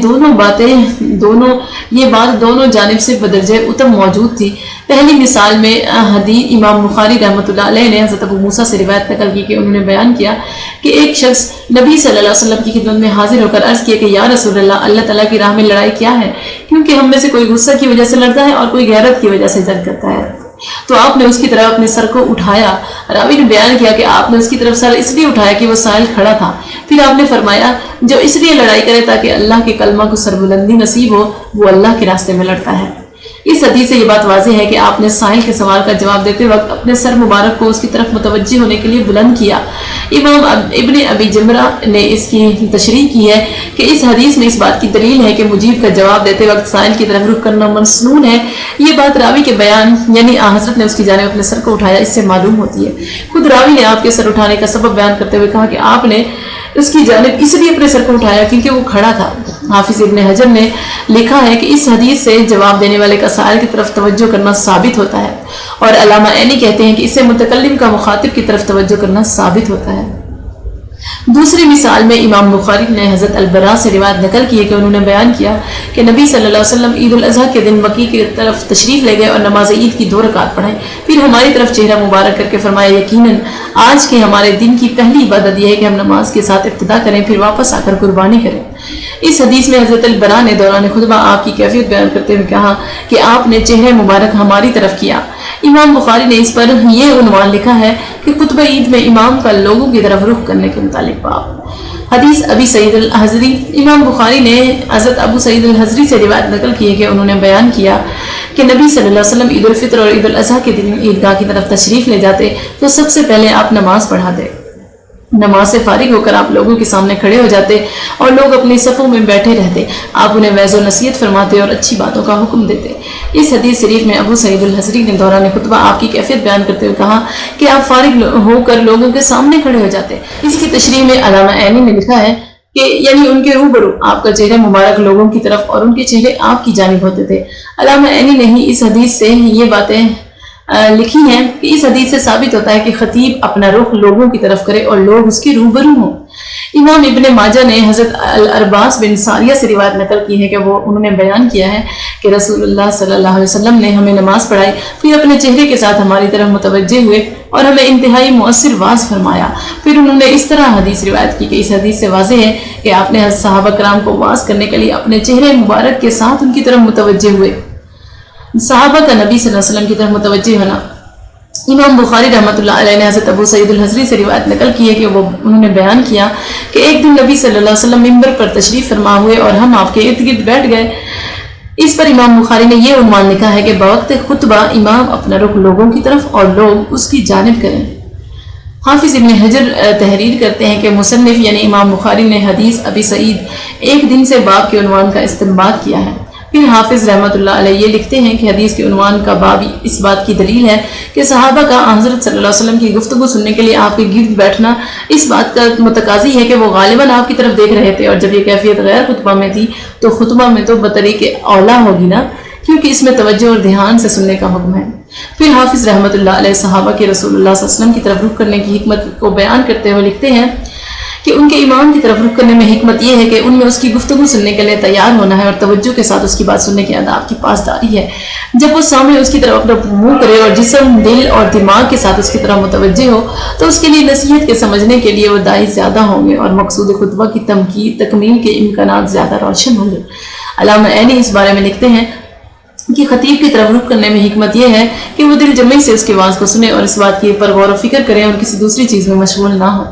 حدیث ابن مسعود، امام ترمذی نے عبداللہ بن مسعود سے روایت نقل کی ہے کہ انہوں نے بیان کیا کہ جب رسول اللہ صلی اللہ علیہ وسلم منبر پر تشریف فرما ہوتے تو ہم اپنے چہروں کے ساتھ آپ کی طرف متوجہ ہوتے۔ علامہ ابن الملک نے اس حدیث کی تشریح میں بیان کیا ہے یعنی ہم آپ صلی اللہ علیہ وسلم کی طرف اپنے رخوں کو پھیر لیتے۔ مصنون طریقہ یہ ہے کہ لوگ اپنا رخ خطیب کی طرف اور خطیب ان کی طرف کریں۔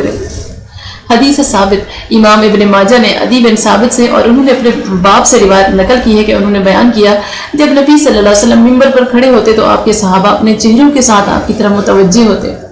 لیکن افسوس کا مقام یہ ہے کہ ہمارے تعلیمی اداروں میں دوران سبق بعض طلبہ استاد کی طرف توجہ کرنے کی بجائے ادھر ادھر دیکھتے رہتے ہیں۔ تدریس کے کمروں کے پاس سے کسی کا یا ان کے دیکھے بغیر گزر جانا ایسی محرومی ہے جس کا برداشت کرنا ان کے بس سے باہر ہوتا ہے۔ بگاڑ صرف یہی نہیں ہے بلکہ بعض اساتذہ بھی اس کی طرف دھیان نہیں دیتے۔ انہیں تو اپنے لیکچر کو کلاس روم میں پھینکنا ہوتا ہے، کوئی ان کی طرف متوجہ ہو یا نہ ہو اس سے ان کو کوئی غرض نہیں ہے۔ بات کرنے سے پہلے لوگوں کو چپ کرانا۔ سلسلہ تعلیم کی کامیابی کی ایک اساسی اور بنیادی ضرورت طلبہ کا معلم کی گفتگو کو خاموشی سے سننا ہے۔ طلبہ کی سکوت اور خاموشی کے بغیر کوئی بھی استاد اپنی بات کیسے سمجھا سکتا ہے؟ امام بخاری نے اپنی کتاب الجامع الصحیح میں ایک باب کا عنوان یہ لکھا ہے کہ علماء کی بات خاموشی سے سننے کے متعلق باب۔ حافظ ابن حجر رحمۃ اللہ علیہ نے اس کی تشریح کرتے ہوئے لکھا ہے کہ یعنی ان کی بات کو خاموشی اور دھیان سے سننا۔ امام ابن بطال نے تحریر کیا ہے کہ علماء کی بات توجہ سے سننا طلبہ پر لازم ہے۔ ہمارے رسول کریم صلی اللہ علیہ وسلم اس بات کا شدت سے اہتمام فرماتے کہ سامعین آپ کی گفتگو خاموشی سے سنیں۔ خطبہ جمعہ میں گفتگو کی ممانعت۔ امام بخاری نے حضرت ابو ہریرہ سے روایت نقل کی ہے کہ رسول اللہ صلی اللہ علیہ وسلم نے فرمایا جب تو نے جمعہ کے دن امام کی خطبہ کے دوران اپنے ساتھی سے کہا چپ ہو جاؤ تو نے لغو بات کہی۔ امام بخاری نے اس حدیث پر یہ عنوان لکھا ہے کہ جمعہ کے دن خطبہ امام کے وقت چپ رہنے کے متعلق باب۔ علامہ عینی نے تحریر کیا ہے کہ اس سے مستفاد باتوں میں سے ایک یہ ہے کہ دوران خطبہ ہر قسم کی گفتگو ممنوع ہے۔ حضرت صلی اللہ علیہ وسلم نے اس کے ساتھ ہر قسم کی گفتگو کے بارے میں تنبیہ فرما دی، کیونکہ جب چپ رہو کہنے کو آپ نے لغو فرما دیا جو کہ در حقیقت امر بالمعروف ہے تو اس کے سوا دیگر گفتگو کو بطریق اولیٰ ممنوع ہوگی نا۔ امام احمد رحمۃ اللہ علیہ نے حضرت ابن عباس سے روایت نقل کی کہ انہوں نے بیان کیا کہ رسول اللہ صلی اللہ علیہ وسلم نے ارشاد فرمایا جس نے جمعہ کے دن خطبہ امام کے دوران گفتگو کی وہ گدھے کی مانند ہے جس نے بڑی بڑی کتابیں اٹھا رکھی ہوں اور جس نے اس کو کہا چپ ہو جاؤ اس کا جمعہ ہی نہیں۔ خطبہ جمعہ کے دوران ان خاموش نہ رہنے کی وجہ کس قدر سنگین اور خوفناک ہے۔ علاوہ ازیں بولنے والے کو چپ کروانے کی غرض سے بھی خاموش نہ رہنا انتہائی خسارے کا سودا ہے۔ ابو ہریرہ کی ایک اور حدیث میں امام مسلم اور امام ابن خزیمہ نے حضرت ابو ہریرہ سے روایت نقل کی کہ انہوں نے بیان کیا کہ رسول اللہ صلی اللہ علیہ وسلم نے فرمایا اور جس نے کنکریوں کو چھوا تو اس نے یقیناً لغو حرکت کی۔ امام ابن خزیمہ نے اس حدیث پر یہ عنوان تحریر کیا ہے کہ جمعہ کے دن خطبہ امام کے دوران کنکریوں کو چھونے پر ڈانٹ اور اس بات سے آگاہ کرنے کے متعلق باب کہ اس وقت کنکریوں کا چھونا لغو ہے۔ اس حدیث کی تشریح میں امام نووی نے لکھا ہے کہ اس میں دوران خطبہ کنکریوں کو چھونے اور دیگر بیکار حرکات کی ممانعت ہے اور اس بات کی جانب اشارہ ہے کہ خطبہ کی طرف قلوب و قالب سے متوجہ ہونا چاہیے اور لغو سے مراد باطل مذموم اور مردود ہے۔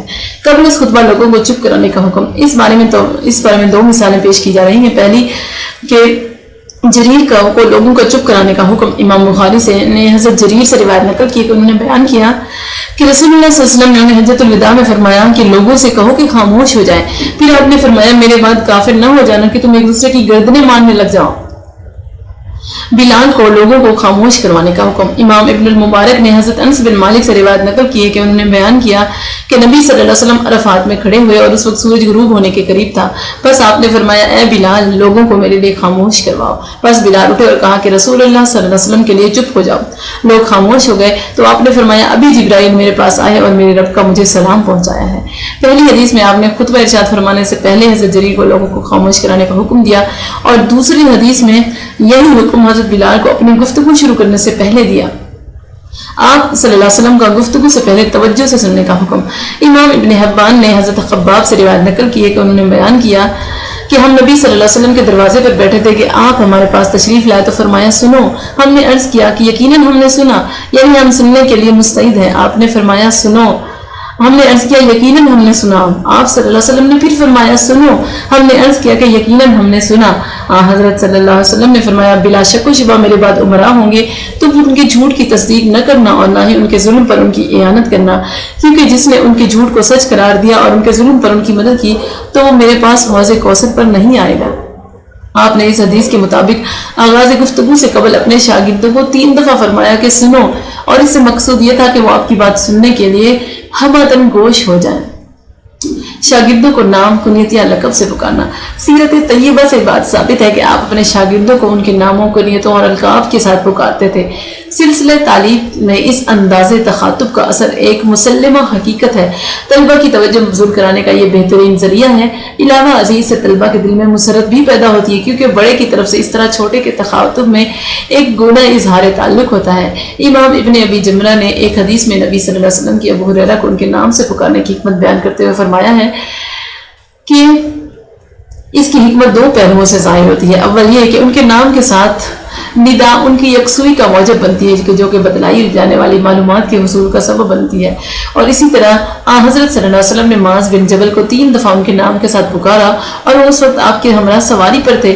3 دفعہ پکارنے کے بعد آپ نے اپنا مقصود بیان فرمایا۔ آپ نے یہ سب کچھ اس لیے کیا تاکہ وہ کہی جانے والی بات اپنی گرفت میں لے اور بات سننے کے لیے مستعد ہو جائے۔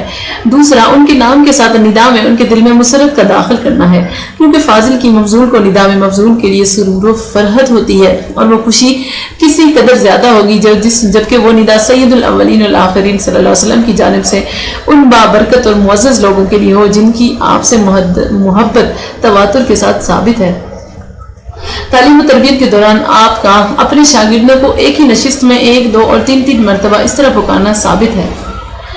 مخاطب کو 1 دفعہ پکارنا۔ عبد الرحمن بن سمرہ کو ندا۔ امام بخاری نے حضرت عبد الرحمن بن سمرہ سے روایت نقل کی ہے کہ انہوں نے بیان کیا کہ رسول اللہ صلی اللہ علیہ وسلم نے فرمایا، اے عبد الرحمن بن سمرہ، امارت طلب نہ کرنا، کیونکہ اگر وہ تمہیں طلب کرنے پر دی گئی تو تمہیں اس کی طرف سونپا جائے گا، اور اگر تمہیں بلا طلب دی گئی تو تمہاری اعانت کی جائے گی۔ اور جب تم کوئی قسم کھاؤ اور اس کے سوا کسی اور چیز میں بھلائی دیکھو تو تم اپنی قسم کا کفارہ دے دو اور کام وہ کرو جو بھلائی کا ہو۔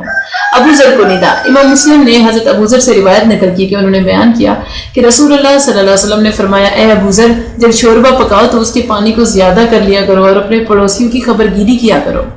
عائشہ کو ندا۔ امام مسلم نے نبی کی زوجہ محترمہ عائشہ رضی اللہ عنہ سے روایت نقل کی ہے کہ رسول اللہ صلی اللہ علیہ وسلم نے فرمایا، اے عائشہ، بلا شک و شبہ اللہ تعالیٰ نرمی کرنے والا ہے اور نرمی کو پسند فرماتا ہے، اور نرمی کی وجہ سے وہ کچھ عطا فرماتا ہے جو کہ سختی پر نہیں عطا کرتا اور نہ ہی اس کے سوا کسی اور چیز کی بنا پر دیتا ہے۔ ان تینوں حدیثوں میں سے ہر حدیث میں آپ نے تعلیم و تربیت کا آغاز مخاطب کو اس کے نام کے ساتھ پکارنے سے کیا، اور بے شک اس سے مخاطب کو متوجہ کرنے اور استاد اور شاگرد کے درمیان اخلاص و دعوت کی فضا پیدا کرنے میں بہت مدد ملتی ہے۔ مخاطب کو 2 دفعہ پکارنا۔ عباس رضی اللہ عنہ کو ندا۔ امام احمد رحمۃ اللہ علیہ نے حضرت عباس سے روایت نقل کی کہ انہوں نے بیان کیا کہ میں نے رسول اللہ صلی اللہ علیہ وسلم کی خدمت میں حاضر ہو کر عرض کی کہ یا رسول اللہ، مجھے کوئی چیز بتلائی کہ میں اس کے ساتھ دعا کروں، یعنی اللہ تعالیٰ سے طلب کروں۔ آپ نے فرمایا، اللہ تعالیٰ سے معافی اور عافیت کا سوال کرو۔ انہوں نے بیان کیا، پھر میں دوبارہ آپ کی خدمت میں حاضر ہو کر عرض کیا کہ مجھے کوئی چیز بتلائی کہ اس کے ساتھ دعا کروں۔ انہوں نے بیان کیا کہ آپ صلی اللہ علیہ وسلم نے فرمایا، اے عباس، اے رسول اللہ کے چچا، اللہ تعالیٰ سے دنیا و آخرت میں عافیت کا ثواب طلب کرو۔ اس حدیث میں آپ نے اپنے محترم چچا کو دوران تعلیم 2 دفعہ ندا دی، 1 دفعہ یا عباس اور دوسری دفعہ یا ام رسول کے الفاظ مبارکہ سے۔ ابی بن کعب کو ندا۔ امام مسلم نے حضرت ابی بن کعب سے روایت نقل کی کہ انہوں نے بیان کیا کہ رسول اللہ صلی اللہ علیہ وسلم نے ارشاد فرمایا، اے ابو المنذر، کیا تجھے خبر ہے کہ تیرے پاس کتاب اللہ کی کون سی آیت سب سے زیادہ عظیم ہے؟ انہوں نے بیان کیا کہ میں نے عرض کیا کہ اللہ تعالیٰ اور اس کے رسول زیادہ جانتے ہیں۔ آپ نے فرمایا، اے ابو المنذر، کیا تو جانتا ہے کہ تیرے پاس کتاب اللہ کی کون سی آیت سب سے زیادہ عظمت والی ہے؟ انہوں نے بیان کیا کہ میں نے عرض کیا، اللہ لا الہ الا هو الحی القیوم۔ انہوں نے بیان کیا کہ حضرت صلی اللہ علیہ وسلم نے میرے سینے میں مارا اور فرمایا، اللہ کی قسم ابو المنذر، تجھے علم مبارک ہو۔ اس حدیث میں ہم دیکھتے ہیں کہ آپ نے آیت الکرسی کی شان و عظمت اجاگر کرنے سے پیشتر حضرت ابی بن کعب کو 2 دفعہ ان کی کنیت ابو المنذر کے ساتھ ندا دی اور ان کے صحیح جواب بتلانے پر شاباش دیتے ہوئے پھر انہیں کنیت کے ساتھ پکارا۔ اس حدیث کے دیگر فائدے یہ ہیں کہ شاگرد کی تکریم کے حضرت صلی اللہ علیہ وسلم نے حضرت ابی کو ان کی کنیت سے مخاطب فرمایا، اور عربوں کے ہاں کنیت سے پکارنے میں تکریم اور عزت کا پہلو ہوتا ہے۔ امام نودی نے تحریر کیا ہے کہ اس حدیث میں عالم کی اپنے لائق شاگردوں کی عزت افزائی کرنا اور انہیں کنیت سے مخاطب کرنا ثابت ہوتا ہے۔ آپ صلی اللہ علیہ وسلم کا شاگرد سے علمی بات کے متعلق پوچھنا، اظہار مسرت اور تعلق کی غرض سے استاد کا شاگرد کے جسم کے کسی حصے پر مارنا، حضرت صلی اللہ علیہ وسلم کا ان کی تعریف کرنا۔ امام نووی نے تحریر کیا ہے کہ اس حدیث میں دینی مصلحت کے پیش نظر تعریف کرنے کا جواز ہے، جبکہ ممدوح کے علم میں پختگی اور تقویٰ کے رسوخ کی بنا پر اس کی خود سری کا اندیشہ نہ ہو۔ مسلمان خواتین کو ندا۔ امام بخاری نے حضرت ابو ہریرہ سے روایت نقل کی ہے کہ انہوں نے بیان کیا کہ نبی صلی اللہ علیہ وسلم نے فرمایا، اے مسلمان عورتوں، کوئی عورت اپنے کسی پڑوسن کے لیے کسی بھی چیز کو بطور ہدیہ دینے کو حقیر نہ سمجھے، خواہ وہ بکری کا پایا ہی کیوں نہ ہو۔ اس حدیث میں حضرت صلی اللہ علیہ وسلم نے خواتین اسلام کو یعنی نساء المسلمات کی ندائے مبارک سے 2 مرتبہ نوازا۔ مخاطب کو 3 دفعہ پکارنا۔ معاذ بن جبل کو ندا۔ امام بخاری اور امام مسلم نے حضرت معاذ بن جبل سے روایت نقل کی ہے کہ انہوں نے بیان کیا میں نبی صلی اللہ علیہ وسلم کے پیچھے سوار تھا، میرے اور آپ کے درمیان کجاوہ کے آخری حصے کے سوا اور کچھ بھی حائل نہ تھا۔ تو آپ صلی اللہ علیہ وسلم نے فرمایا، اے معاذ بن جبل، میں نے عرض کیا کہ میں حاضر ہوں، میں آپ کی خدمت میں حاضر ہوں یا رسول اللہ، آپ کی اطاعت گزاری میری سعادت ہے، آپ کی اطاعت گزاری میں میری سعادت ہے۔ پھر آپ صلی اللہ علیہ وسلم تھوڑی دیر چلتے رہے اور پھر فرمایا، اے معاذ بن جبل، میں نے عرض کیا لبیک یا رسول اللہ وسعدیک۔ پھر آپ تھوڑی دیر چلے اور پھر فرمایا، اے معاذ بن جبل، میں نے عرض کیا کہ لبیک یا رسول اللہ وسعدیک۔ آپ صلی اللہ علیہ وسلم نے فرمایا، کیا تمہیں معلوم ہے کہ اللہ تعالیٰ کا بندوں پر کیا حق ہے؟ انہوں نے بیان کیا کہ میں نے عرض کیا کہ اللہ تعالیٰ اور ان کے رسول زیادہ جانتے ہیں۔ آپ نے فرمایا، بے شک اللہ تعالیٰ کا بندوں پر یہ حق ہے کہ وہ اسی کی عبادت کریں اور اس کے ساتھ کسی کو شریک نہ ٹھہرائیں۔ پھر آپ تھوڑی دیر چلتے رہے اور پھر فرمایا، اے معاذ بن جبل، میں نے عرض کیا کہ لبیک یا رسول اللہ وسعدیک۔ آپ نے فرمایا، کیا تمہیں علم ہے کہ بندے جب یہ کریں تو ان کا اللہ تعالیٰ پر کیا حق ہے؟ انہوں نے بیان کیا کہ میں نے عرض کیا کہ اللہ تعالیٰ اور ان کے رسول زیادہ جانتے ہیں۔ آپ نے فرمایا کہ وہ انہیں عذاب نہ دے۔ ہم اس حدیث میں دیکھتے ہیں کہ آپ نے حضرت معاذ کو اللہ تعالیٰ کا بندوں پر حق بتلانے سے پہلے 3 مرتبہ ان کے نام کے ساتھ پکارا، اور بندوں کا اللہ تعالیٰ پر حق بتلانے سے پہلے پھر ایک دفعہ ان کے نام کے ساتھ ندا دی۔ امام نووی اس حدیث کی تکرار کی حکمت بیان کرتے ہوئے کہتے ہیں کہ حضرت صلی اللہ علیہ وسلم کے معاذ کو بار بار نام لے کر پکارنے سے مقصود یہ تھا کہ جو بات بتلائی جا رہی ہے اس کا خوب اہتمام کیا جائے اور اس کے سننے کے لیے ہمتن گوش ہو جائے۔ حافظ ابن حجر رحمۃ اللہ علیہ رقم تراز ہے کہ اور ایک اور روایت میں ہے کہ پھر آپ صلی اللہ علیہ وسلم نے اسی طرح 3 مرتبہ فرمایا، یعنی ندا اور جواب، اور یہ بات بتائی کہ بات کا خوب اہتمام کرنے کی تاکید اور اس کو سمجھنے اور یاد رکھنے میں بھرپور توجہ دلانے کے لیے ہے۔ آپ صلی اللہ علیہ وسلم بحیثیت معلم اس حدیث میں یہ فائدے بتائے ہیں کہ آپ کی تواضع کہ اپنے شاگرد کو اپنے ہمراہ سوار کیا، پھر آپ صلی اللہ علیہ وسلم کا راستے میں سلسلہ تعلیم کو جاری رکھنا اور اس میں اپنی امت کی تعلیم و تربیت کے لیے شوق واضح ہے۔ ہر دفعہ ندا کے بعد آپ کا توقف فرمانا، جیسے کہ روایت میں ہے کہ ثم سار ساعۃ، پھر آپ نے تھوڑی دیر چلتے رہے۔ حافظ ابن حجر لکھتے ہیں کہ اس حدیث میں اس بات کا بیان ہے کہ ندائے ثانی یعنی پہلی ندا کے فوراً بعد نہ تھی بلکہ اس میں کچھ دیر تھی، اور اس میں بتائی جانے والی بات کے بارے میں حضرت معاذ کی شوق کو ابھارنے کے لیے آپ کے اہتمام کا اظہار بھی ہوتا ہے۔ آپ صلی اللہ علیہ وسلم نے بندوں کے ذمہ اللہ تعالیٰ کے حق اور بندوں کے اللہ تعالیٰ پر حق کو بیان کرنے کے لیے اسلوب استفہام کا استعمال فرمایا۔ بلا شک و شبہ اس سے مخاطب کو متوجہ کرنے میں بہت مدد ملتی ہے۔ عقبہ بن عامر کو ندا۔ امام نسائی نے عقبہ بن عامر الجہنی سے روایت نقل کی ہے کہ انہوں نے بیان کیا کہ میں ایک غزوہ میں رسول اللہ صلی اللہ علیہ وسلم کی سواری کو ہانک رہا تھا، تو آپ نے فرمایا کہ اے عقبہ تم کہو، میں آپ کی طرف متوجہ ہوا تو آپ نے فرمایا اے عقبہ تم کہو، میں متوجہ ہوا تو آپ نے تیسری مرتبہ فرمایا تو میں نے عرض کیا کہ میں کیا کہوں؟ آپ نے فرمایا قل هو اللہ احد، بس آپ نے پوری سورت کی تلاوت فرمائی، پھر آپ نے قل اعوذ برب الفلق پڑھی، میں نے بھی آپ کے ساتھ پڑھی یہاں تک کہ آپ نے اس کو ختم فرمایا، پھر آپ نے قل اعوذ برب الناس پڑھی، میں نے بھی آپ کے ساتھ پڑھی یہاں تک کہ آپ نے اس کو ختم فرمایا، پھر آپ نے ارشاد فرمایا کسی نے ان جیسی چیزوں کے ساتھ پناہ طلب نہیں کی۔ اس حدیث شریف میں ہم دیکھتے ہیں کہ آپ نے تعلیم دینے سے پہلے حضرت عقبہ کو 3 مرتبہ ان کے نام کے ساتھ ندا دی۔ مبارک ہو سیدنا عقبہ کو یہ سعادت۔ وما یلقاها الا ذو حظ عظیم۔ اس حدیث میں دوسرے فائدے یہ ہیں، خلاصہ گفتگو یہ ہے، اس حدیث سے یہ بات واضح ہے کہ آپ نے حضرت عقبہ کو دوران سفر تعلیم دی۔ خلاصہ گفتگو یہ ہے کہ آپ دوران تعلیم مخاطب کو اس کے نام، کنیت یا لقب سے پکارا کرتے تھے، اور سلسلہ تعلیم میں اس بات کا اثر اہل فہم و نظر سے چھپا ہوا نہیں ہے۔ شاگردوں کے بعض اعضائے جسم کو چھونا، سیرت طیبہ سے یہ بات واضح ہے کہ دوران تعلیم تنبیہ اور انس و مودت کے اظہار کی غرض سے آپ اپنے شاگردوں کے بعض اعضائے جسم کو چھوتے تھے۔ اس سلسلے میں چند ایک مثالیں یہاں ہیں۔ پہلی، ابن مسعود کی ہتھیلی کو دونوں ہتھیلیوں میں لے لینا۔ امام بخاری نے حضرت عبداللہ بن مسعود سے روایت نقل کی کہ وہ بیان کرتے ہیں کہ رسول اللہ صلی اللہ علیہ وسلم نے مجھے اس طرح تشہد سکھائی جیسے آپ مجھے قرآن کی سورت سکھایا کرتے تھے۔ اس وقت میری ہتھیلی آپ کی دونوں ہتھیلیوں کے درمیان تھی۔ اس حدیث میں ہم دیکھتے ہیں کہ تشہد سکھاتے وقت آپ نے حضرت ابن مسعود کی ہتھیلی کو اپنے دونوں بابرکت ہتھیلیوں کے درمیان رکھا۔ شیخ عبدالحی لکھنوی نے لکھا ہے کہ بس ظاہر ہوا صحیح بخاری میں وارد شدہ حدیث ابن مسعود کے رسول اللہ صلی اللہ علیہ وسلم نے مجھے تشہد کا تعلق ملاقات کے وقت مسنون مسافے سے نہیں بلکہ یہ تو ایک تعلیمی اسلوب ہے کہ دوران تعلیم کسی بات کو سکھانے کے اہتمام کی غرض سے اکابر اپنے دونوں ہاتھوں سے اصاغر کے ایک ہاتھ کو پکڑ کر تعلیم دیتے ہیں۔ ابو ہریرہ کے ہاتھ کو تھامنا۔ امام ترمذی نے حضرت ابو ہریرہ سے روایت نقل کی کہ انہوں نے بیان کیا کہ رسول اللہ صلی اللہ علیہ وسلم نے ارشاد فرمایا کون مجھ سے یہ باتیں سیکھ کر ان پر خود عمل کرے گا یا کسی ایسے شخص کو ان کی تعلیم دے گا جو ان پر عمل کرے؟ ابو ہریرہ نے عرض کیا کہ میں یا رسول اللہ، بس آپ نے میرے ہاتھ کو پکڑا اور 5 باتوں کو شمار فرمایا، ممنوع چیزوں سے بچو، تمام لوگوں سے زیادہ عبادت گزار بن جاؤ گے، اللہ تعالیٰ نے تمہارے لیے جو تقسیم فرما دیا ہے اس پر راضی ہو جاؤ، لوگوں میں سے سب سے زیادہ تونگر ہو جاؤ گے، اپنے پڑوسی کے ساتھ احسان کرو، مومن بن جاؤ گے، لوگوں کے لیے وہی پسند کرو جو اپنے لیے کرتے ہو، مسلمان بن جاؤ گے، زیادہ نہ ہنسو کیونکہ زیادہ ہنسنا دل کو مردہ کر دیتا ہے۔ اس حدیث سے واضح ہے کہ آپ نے تعلیم کے وقت ابو ہریرہ کے ہاتھ کو پکڑا۔ اس حدیث میں سے ایک پہلا فائدہ یہ نظر آتا ہے کہ آپ صلی اللہ علیہ وسلم کا اسلوب استفسام کہ کون ہے استعمال کر کے حاضرین کو متوجہ کرنا اور بات جاننے کے لیے ان کے شوق کو ابھارنا۔ دوسرا، 5 باتوں کو بیان کرنے کے لیے آپ صلی اللہ علیہ وسلم کا شمار کرنا، دل و دماغ میں معلومات راسخ کرنے کے لیے اس انداز بیان کا اثر کسی سے پوشیدہ نہیں ہے۔ معاذ کے ہاتھ کو تھامنا، امام ابو داؤد اور امام ابن حبان نے حضرت معاذ بن جبل سے روایت نقل کی ہے کہ رسول اللہ صلی اللہ علیہ وسلم نے ان کے ہاتھ کو پکڑا اور فرمایا، اے معاذ، اللہ کی قسم بے شک میں تجھ سے محبت کرتا ہوں۔ پھر آپ نے فرمایا، اے معاذ، میں تجھے وصیت کرتا ہوں تو کسی فرض نماز کے بعد یہ کہنا نہ چھوڑنا، اللہم اعنی علی ذکرک و شکرک و حسن عبادتک، اے میرے اللہ، اپنا ذکر کرنے، اپنا شکر کرنے اور اپنی عمدہ عبادت کرنے میں میری اعانت کرنا۔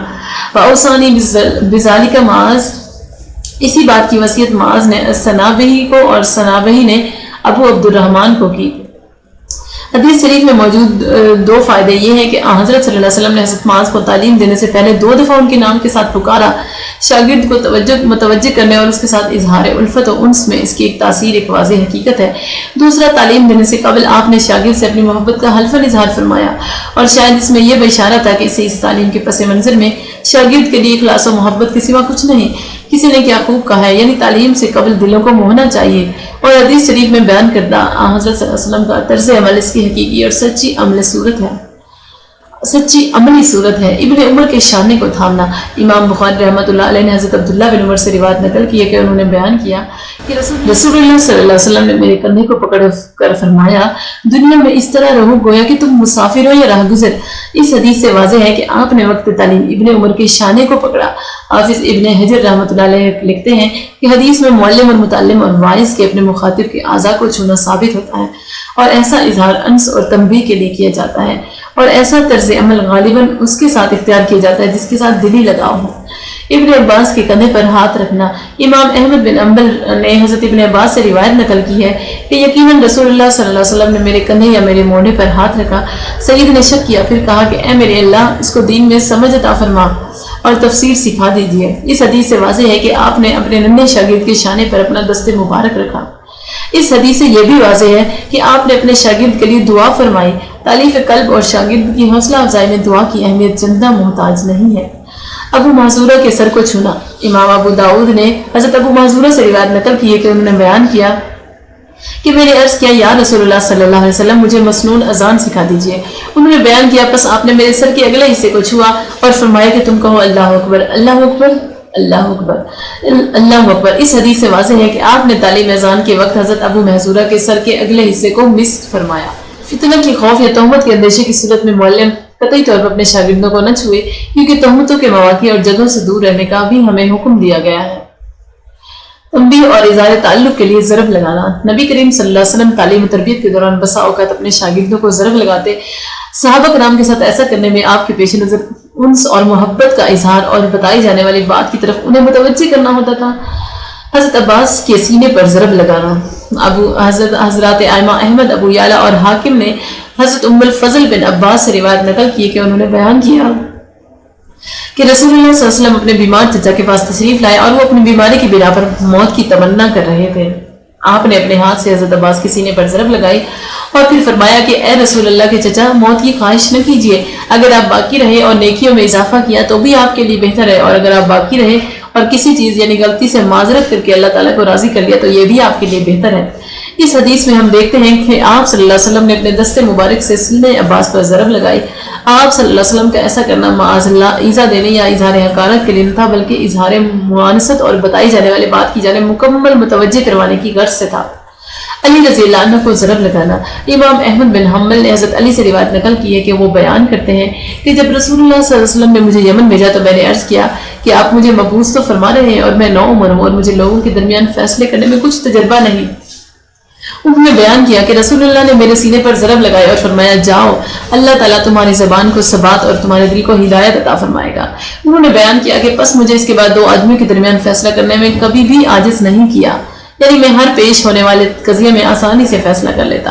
امام احمد نے حضرت علی سے روایت نقل کی کہ انہوں نے بیان کیا کہ رسول اللہ صلی اللہ علیہ وسلم میرے پاس سے گزرے اور میں مبتلا درد تھا اور میں کہہ رہا تھا کہ اے میرے اللہ، اگر میرا وقت اجل آ چکا ہے تو مجھے راحت دیجیے، یعنی موت دیجیے، اور اگر ابھی اس میں مہلت ہے تو مجھے اس بیماری سے اٹھا لیجیے، اگر یہ آزمائش ہے تو مجھے صبر عطا فرمائیے۔ آپ صلی اللہ علیہ وسلم نے فرمایا تو نے کیا کہا؟ میں نے آپ کے روبرو اپنی بات کو دہرایا تو آپ نے اپنے پاؤں سے مجھے ٹھوکر لگا کر فرمایا تو نے کیا کہا؟ میں نے آپ کے سامنے اسی بات کا اعادہ کیا تو آپ نے کہا کہ اے میرے اللہ، اس کو عافیت عطا فرما دیجیے یا اس کو شفا دیجیے۔ انہوں نے بیان کیا کہ اس کے بعد کبھی بھی مجھے اس درد کی شکایت نہ ہوئی۔ پہلی حدیث سے یہ بات واضح ہے کہ آپ نے حضرت علی کے سینے پر ضرب لگائی، اور دوسری حدیث میں ہے کہ آپ نے اپنے قدم مبارک سے انہیں ٹھوکر لگائی۔ قیس کو قدم مبارک سے ٹھوکر، امام ترمذی نے حضرت قیس بن سعد بن عبادہ سے روایت نقل کی ہے کہ یقیناً ان کے باپ ان کی خدمت کی غرض سے انہیں نبی صلی اللہ علیہ وسلم کی حضور پیش کیا۔ انہوں نے بیان کیا کہ میرے پاس سے نبی گزرے اور میں تب نماز ادا کر چکا تھا تو آپ نے اپنے قدم سے مجھے ٹھوکر لگا کر فرمایا کیا میں جنت کے دروازوں میں سے ایک دروازے کی طرف تمہاری رہنمائی نہ کروں؟ میں نے عرض کیا کیوں نہیں؟ آپ نے فرمایا لا حول ولا قوت الا باللہ۔ اس سے واضح ہے کہ آپ نے تعلیم کے وقت حضرت قیس کو اپنے قدم مبارک سے ٹھوکر لگائی، اور آپ کا یہ طرز عمل اظہار انس و مودت اور تنبیہ کے لیے تھا۔ علامہ مبارک پوری نے اس حدیث کی تشریح میں لکھا ہے کہ بس آپ مجھے اپنے قدم سے تنبیہ کی غرض سے ٹھوکر لگائی۔ نبی کریم صلی اللہ علیہ وسلم نے اسلوب استفہام استعمال کرتے ہوئے فرمایا کیا میں جنت کے دروازوں میں سے ایک دروازے کی طرف تمہاری رہنمائی نہ کروں؟ تاکہ حضرت قیس بتائی جانے والی بات کے سننے سمجھنے کے لیے سراپہ شوق بن جائے۔ رب ذوالجلال کی طرف سے لا تعداد اور دائمی درود السلام ہمارے نبی پر، وہ اپنے شاگردوں کو فیضیاب کرنے کے کس قدر خواہش مند تھے، اور ہم ناکاروں کی کیفیت کیا ہے؟ ہمارے نبی کریم صلی اللہ علیہ وسلم اپنے شاگردوں کے لیے دعا فرمایا کرتے تھے۔ آپ ان کی فرمائش پر اور کبھی کبھی خود بھی ان کے لیے دعا فرماتے۔ یہ دعا علم کے متعلق بھی ہوتی اور اس کے علاوہ خیر کی دیگر باتوں کے متعلق بھی۔ شاگرد کی محترم استاد کی اپنے لیے دعا سے خوشی اور اطمینان چندان محتاج بیان نہیں ہے، اور جب یہ دعا مخلوق کے معزز ترین معلم و مربی نبی کریم صلی اللہ علیہ وسلم کی جانب سے ہو تو پھر شاگردوں کو حاصل ہونے والی مسرت اور اطمینان کا اندازہ کون لگا سکتا ہے؟ پہلی مثال ابن عباس کے لیے علم کتاب کی دعا۔ امام بخاری نے حضرت عبداللہ بن عباس سے روایت نقل کی کہ انہوں نے بیان کیا کہ رسول اللہ صلی اللہ علیہ وسلم نے مجھے سینے سے لگایا اور کہا کہ اے اللہ، اس کو علم کتاب عطا فرما دیجئے، اور کتاب سے مراد قرآن مجید ہے۔ اس حدیث سے یہ بات واضح ہے کہ حضرت صلی اللہ علیہ وسلم نے اللہ تعالیٰ سے حضرت عبداللہ بن عباس کے لیے علم قرآن کریم عطا فرمانے کی دعا کی۔ اللہ کریم نے اپنے حبیب کی دعا کو قبول فرمایا، اور ابن عباس نے امت میں سے ترجمان القرآن کا لقب پایا۔ ابو ہریرہ نے مومنوں کا محبوب بننے کی دعا۔ امام مسلم نے ابو ہریرہ سے روایت نقل کی ہے کہ انہوں نے بیان کیا کہ میں اپنی مشرکہ ماں کو اسلام قبول کرنے کی دعوت دیتا رہتا تھا۔ ایک دن میں نے انہیں دعوت دی تو انہوں نے رسول اللہ کے بارے میں میرے روبرو وہ بات کہی جو مجھے ناگوار تھی۔ میں روتے ہوئے آپ کی خدمت میں حاضر ہوا اور عرض کیا کہ یا رسول اللہ، یقیناً میں اپنی والدہ کو اسلام قبول کرنے کی دعوت دیا کرتا تھا اور وہ انکار کرتی تھی۔ آج میں نے انہیں دعوت دی تو انہوں نے میرے سامنے آپ کے متعلق وہ بات کہی جو مجھے ناپسند ہے، لہٰذا آپ اللہ تعالیٰ سے دعا کیجئے کہ وہ ابو ہریرہ کی ماں کو ہدایت عطا فرما دے۔ یہ سن کر آپ صلی اللہ علیہ وسلم نے کہا اے اللہ، ابو ہریرہ کی ماں کو ہدایت عطا فرما دیجئے۔ میں نبی کی دعا سے نیک شگون لیتے ہوئے وہاں سے نکلا۔ جب میں گھر کے دروازے کے قریب پہنچا تو وہ بند تھا۔ میری والدہ نے میری قدموں کی چاپ سنی تو کہا ابو ہریرہ اپنی جگہ وہیں پر رہو، اور میں نے پانی کے گرنے کی آواز سنی۔ انہوں نے بیان کیا انہوں نے غسل کیا، اپنی قمیض پہنی اور جلدی میں دوپٹہ اوڑھے بغیر دروازہ کھولا اور پھر کہنے لگی اے ابو ہریرہ، میں گواہی دیتی ہوں کہ نہیں کوئی معبود مگر اللہ تعالیٰ ہے، اور گواہی دیتی ہوں کہ یقیناً محمد ان کے بندے اور رسول ہیں۔ انہوں نے بیان کیا کہ میں رسول اللہ صلی اللہ علیہ وسلم کی طرف واپس پلٹا اور میں خوشی سے روتا ہوا آپ کی خدمت میں پہنچا۔ انہوں نے بیان کیا میں نے عرض کیا کہ یا رسول اللہ صلی اللہ علیہ وسلم، خوش ہو جائیے کہ بے شک اللہ تعالیٰ نے آپ کی دعا کو شرف قبولیت عطا فرمایا ہے اور ابو ہریرہ کی ماں کو ہدایت عطا فرما دی ہے۔ حضرت صلی اللہ علیہ وسلم نے اللہ تعالیٰ کی حمد و ثنا بیان کی اور بہترین بات فرمائی۔ انہوں نے بیان کیا میں نے عرض کیا کہ یا رسول اللہ، اللہ تعالیٰ سے دعا کیجیے کہ وہ مجھے اور میری والدہ کو اپنے مومن بندوں کا محبوب بنا دے اور انہیں ہمارا محبوب بنا دے۔ انہوں نے بیان کیا کہ رسول اللہ صلی اللہ علیہ وسلم نے کہا کہ اے اللہ، اپنے اس چھوٹے سے بندے یعنی ابو ہریرہ اور اس کی ماں کو اپنے مومن بندوں کا محبوب بنا دیجیے اور مومنوں کو ان کا محبوب بنا دیجیے۔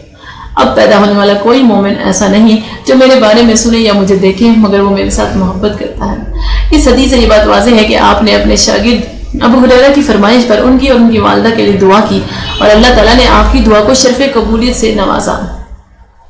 جابر کے لیے 25 مرتبہ استغفار۔ امام ترمذی نے حضرت جابر سے روایت نقل کی کہ انہوں نے بیان کیا کہ رسول اللہ صلی اللہ علیہ وسلم نے اونٹ والی رات میرے لیے 25 مرتبہ استغفار کیا۔ اس حدیث کے مطابق آپ نے اپنے شاگرد کے لیے ایک ہی رات میں 25 مرتبہ استغفار کیا۔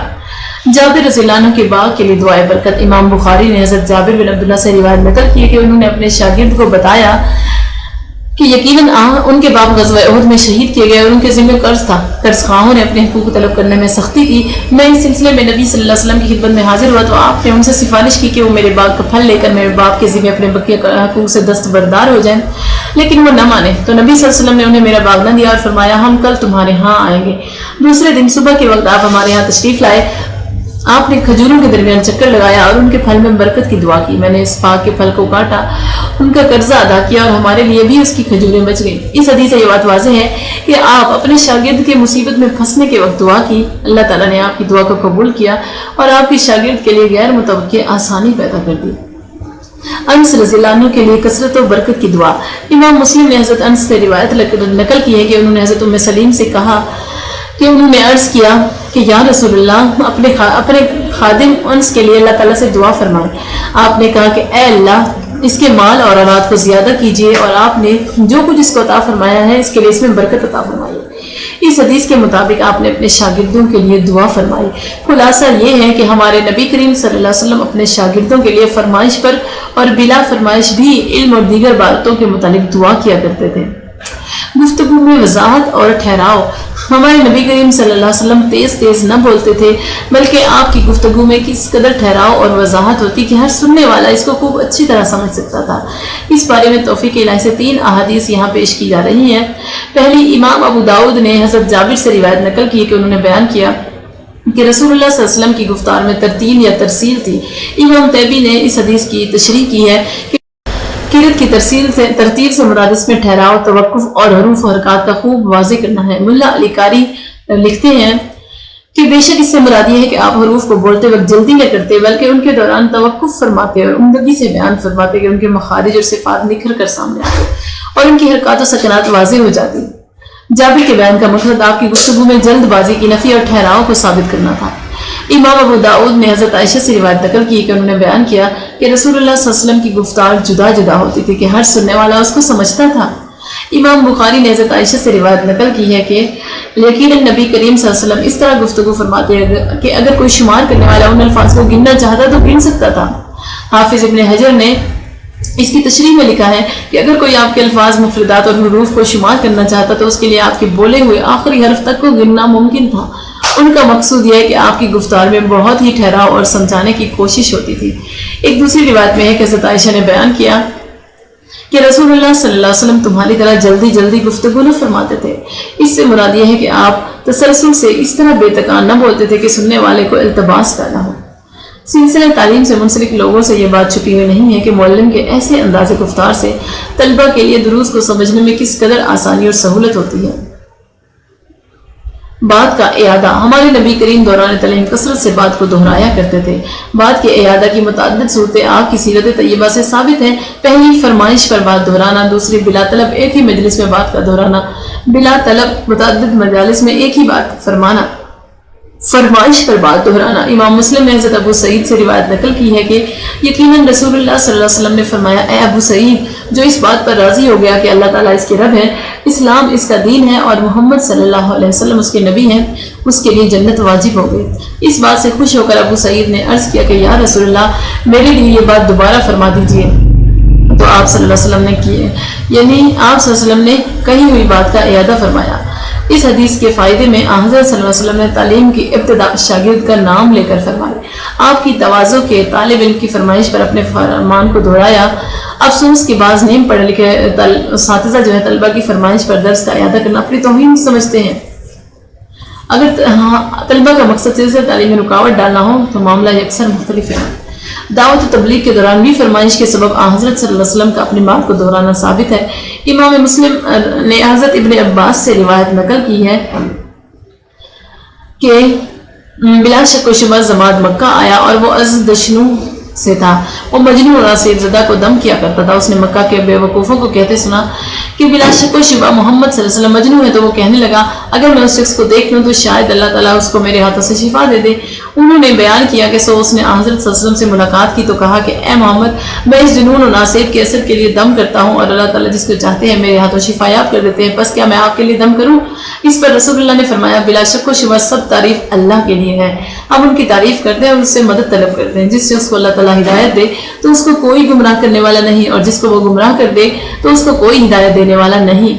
और मैं गवाही देता हूँ कि नहीं कोई माबूद मगर तन्हा अल्लाह, उसका कोई शरीक नहीं, और यकीनन मोहम्मद सल्लल्लाहु अलैहि वसल्लम उसके बंदे और रसूल हैं। इसके बाद उन्होंने बयान किया कि बस उसने कहा कि अपने इन अल्फाज को मेरे लिए दोबारा कहिए। आप सल्लल्लाहु अलैहि वसल्लम ने उन्हें 3 मरतबा दोहराया। उन्होंने बयान किया तो उसने कहा कि मैंने काहिनों की गुफ्तगू, जादूगरों की बातचीत और शुअरा का कलाम सुना है, लेकिन आप ऐसी गुफ्तार तो मैंने कभी नहीं सुनी, वो समंदर की अथाह गहराई तक पहुंची हुई है। उन्होंने बयान किया, फिर उसने कहा कि अपना हाथ दीजिए, मैं इस्लाम पर आपकी बैत करना चाहता हूँ। उन्होंने बयान किया, बस उसने बैत की। इस हदीस से वाज़ेह है कि जमात ने हज़रत सल्लल्लाहु अलैहि वसल्लम से इयादा खुतबा की फरमाइश की तो आपने इसके लिए खुतबा को 3 मरतबा फरमाया, बिला तलब एक ही मजलिस में बात को दोहराना। नबी करीम सल्लल्लाहु अलैहि वसल्लम का एक ही बात को एक ही मजलिस में 2-2, 3-3 और इससे भी ज़्यादा मरतबा दोहराना साबित है। पहली मिसाल हदीसुल बरा, इमाम अहमद ने हज़रत अल-बरा से रिवायत नकल की है कि उन्होंने बयान किया कि रसूलुल्लाह सल्लल्लाहु अलैहि वसल्लम ने फरमाया जिसने मदीना को यसरब के नाम से पुकारा वो अल्लाह ताला से माफ़ी मांगे कि वो ताबा है, वो ताबा है।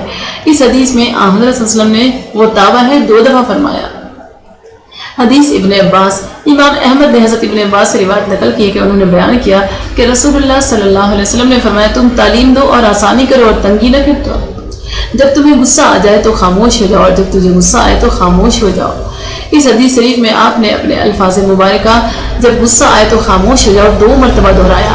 हदीस जाबिर, इमाम मुस्लिम ने हज़रत जाबिर बिन अब्दुल्लाह से रिवायत नकल की है कि उन्होंने बयान किया कि मस्जिद नबी के गिरदोपेश में कुछ जगह खाली हुई तो बनु सलमा ने मस्जिद के करीब मुंतकिल होने का इरादा किया। आप सल्लल्लाहु अलैहि वसल्लम को ये खबर पहुंची तो आपने फरमाया यकीनन मुझे ये खबर पहुंची है कि तुम मस्जिद के करीब मुंतकिल होने का इरादा रखते हो। उन्होंने अर्ज़ किया जी हाँ या रसूलल्लाह, यकीनन हमने इस बात का इरादा किया है। इस पर आपने फरमाया अपने घरों को चिमटे रहो, तुम्हारे कदमों के निशानात लिखे जाते हैं। अपने घरों को चिमटे रहो, तुम्हारे कदमों के निशानात लिखे जाते हैं। आपने अपने इरशाद मुबारक दियारुकुम तुकतब आसारुकुम को 2 मरतबा दोहराया, जिसके मायने ये हैं कि तुम अपने घरों को चिमटे रहो, क्योंकि इस सूरत में जब तुम दूर अपने घरों से चलकर मस्जिद की तरफ आओगे तो तुम्हारा बहुत ज़्यादा चलकर आना तुम्हारे नामा अमाल में तहरीर किया जाएगा। इस हदीस में आपने कबीला बनु सलमा से गुफ्तगू करते हुए उन्हें उनके कबीले के नाम से पुकारा और इस किस्म की पुकार का असर अहले फहमो नज़र से छुपी हुई नहीं है। 3 मरतबा कलाम को दोहराना। हदीस इब्ने उमर, इमाम मुस्लिम ने हज़रत अब्दुल्लाह बिन उमर बिन अल-आस से रिवायत नकल की है कि वो बयान करते हैं कि नबी सल्लल्लाहु अलैहि वसल्लम को खबर पहुंची कि मैं मुसलसल रोज़े रखता हूँ और रात नमाज में बसर करता हूँ, तो आपने मेरी तरफ पैगाम भेजा, यानी मुझे बुला भेजा, या मैं खुद ही आपसे मिला तो आपने फरमाया क्या मुझे खबर नहीं दी गई कि तुम रोज़े रखते हो और छोड़ते नहीं हो और रात नमाज में बसर करते हो? ऐसा न करो, बेशक तेरी आंख का हक है, तेरे नफ्स का हक है और तेरे घर वालों का हक है। बस रोज़ा रखो और छोड़ दो, कभी नफली रोज़ा रखो कभी ना रखो, रात को नमाज पढ़ो और सो जाओ। हर 10 दिन में 1 दिन रोज़ा रखो, तुम्हारे लिए 9 दिन के रोज़े रखने का ही सवाब है। उन्होंने अर्ज़ की कि अल्लाह के नबी, बेशक मैं अपने आप को इससे ज़्यादा की ताकत पाता हूँ। आपने फरमाया दाऊद वाले रोज़े रखो। उन्होंने अर्ज़ किया कि अल्लाह के नबी दाऊद वाले रोज़े कैसे थे? आपने फरमाया वो 1 दिन रोज़ा रखते और 1 दिन रोज़ा न रखते और दुश्मन से मुकाबला के वक्त भागते न थे। उन्होंने अर्ज़ किया कि अल्लाह के नबी कौन है मेरे लिए ये काम करने वाला? अता ने कहा कि मुझे मालूम नहीं कि हमेशा रोज़ा रखने का तज़किरा कैसे हुआ। तो नबी सल्लल्लाहु अलैहि वसल्लम ने फरमाया जिसने हमेशा रोज़ा रखा इसने रोज़ा ही नहीं रखा, और जिसने हमेशा रोज़ा रखा उसने रोज़ा ही नहीं रखा, जिसने हमेशा रोज़ा रखा उसने रोज़ा ही नहीं रखा। इस हदीस में आपने अपने अल्फाज मुबारका को 3 दफ़ा दोहराया और एक मुखलिस व मोहतरम और मुअज़्ज़ज़, बल्कि सारी मखलूक में सबसे ज़्यादा मुखलिस व मुकर्रम का अपने शागिर्द के रूबरू किसी बात के 3 मरतबा इयादा का अजीम असर बयान करने का मोहताज नहीं है। हदीस मुआविया अल-कशीरी, इमाम अबू दाऊद रहमतुल्लाह अलैह ने बहज़ीन बिन हकीम से रिवायत नकल की है कि उन्होंने बयान किया कि मुझे ये हदीस मेरे बाप ने बताई, और उन्होंने अपने बाप से रिवायत नकल की है कि उन्होंने बयान किया कि मैंने रसूलुल्लाह सल्लल्लाहु अलैहि वसल्लम को ये फरमाते हुए सुना कि उसके लिए वेल है जो लोगों को हंसाने के लिए झूठ बोलता है, और उसके लिए वेल है, उसके लिए वेल है। हज़रत सल्लल्लाहु अलैहि वसल्लम ने लोगों को हंसाने की खातिर झूठ बोलने वाले के बारे में ताकीद की, वर्षे 3 मरतबा फरमाया कि उसके लिए वेल है। حدیث انس رضی اللہ عنہ، امام ترمذی نے حضرت انس سے روایت نقل کی ہے کہ انہوں نے بیان کیا کہ رسول اللہ صلی اللہ علیہ وسلم نے ارشاد فرمایا، جس نے فجر با جماعت ادا کی، پھر طلوع آفتاب تک بیٹھا ذکر کرتا رہا، پھر 2 رکعت پڑھی، تو اس کے لیے حج اور عمرے کے برابر ثواب ہوگا۔ انہوں نے بیان کیا کہ رسول اللہ صلی اللہ علیہ وسلم نے فرمایا، مکمل مکمل مکمل۔ آپ نے لفظ تامہ یعنی مکمل تاکید کی غرض سے 3 مرتبہ فرمایا، یعنی ایسے شخص کو مکمل حج اور عمرہ ادا کرنے کے برابر ثواب ہوگا۔ امام بخاری نے اپنی کتاب ایک باب کا عنوان ان الفاظ میں لکھا ہے کہ سمجھانے کی غرض سے بات کے 3 مرتبہ اعادہ کرنے والے شخص کے متعلق بات۔ اس عنوان کی تشریح میں علامہ ابن منیر لکھتے ہیں کہ اس عنوان کے ساتھ امام بخاری نے ان لوگوں کا رد کیا ہے جو اعادہ حدیث اور فرمائش اعادہ کو ناپسند کرتے ہیں اور اس کو کن ذہنی قرار دیتے ہیں۔ علامہ مزید لکھتے ہیں کہ حق یہ ہے کہ طباع کے اختلاف کے ساتھ حکم اعادہ مختلف ہوتا ہے۔ جو شاگرد ایک بار سننے سے حفظ نہ کر پائے اس کے لیے فرمائش اعادہ میں کچھ عیب نہیں، اور ایسی حالت میں بیان کرنے والے کے لیے عدم اعادہ کی گنجائش نہیں، بلکہ اعادہ شروع کرنے سے زیادہ ضروری ہے، کیونکہ شروع کا کردہ کام لازم ہو جاتا ہے۔ علامہ عینی لکھتے ہیں کہ نبی صلی اللہ علیہ وسلم کا 3 مرتبہ بات کو دہرانا اس لیے تھا تاکہ شاگرد اور سوال کرنے والے خوب اچھی طرح آپ کی بات سمجھ جائے اور اس میں سے کوئی چیز بھی بغیر سمجھے نہ رہ جائے۔ 3 سے زیادہ مرتبہ بات کو دہرانا۔ ہمارے نبی کریم صلی اللہ علیہ وسلم بات کا اعادہ نہ صرف 3 مرتبہ فرماتے بلکہ کبھی کبھی 3 سے بھی زیادہ دفعہ بات کو دہراتے۔ پہلی مثال حدیث ابی بکرہ ہے۔ امام بخاری نے حضرت ابو بکرہ سے روایت نقل کی ہے کہ انہوں نے بیان کیا کہ نبی صلی اللہ علیہ وسلم نے ارشاد فرمایا، کیا میں تمہیں بڑے گناہوں میں سے سب سے بڑے گناہ نہ بتاؤں؟ آپ نے یہی بات 3 مرتبہ فرمائی۔ انہوں نے عرض کیا، کیوں نہیں یا رسول اللہ؟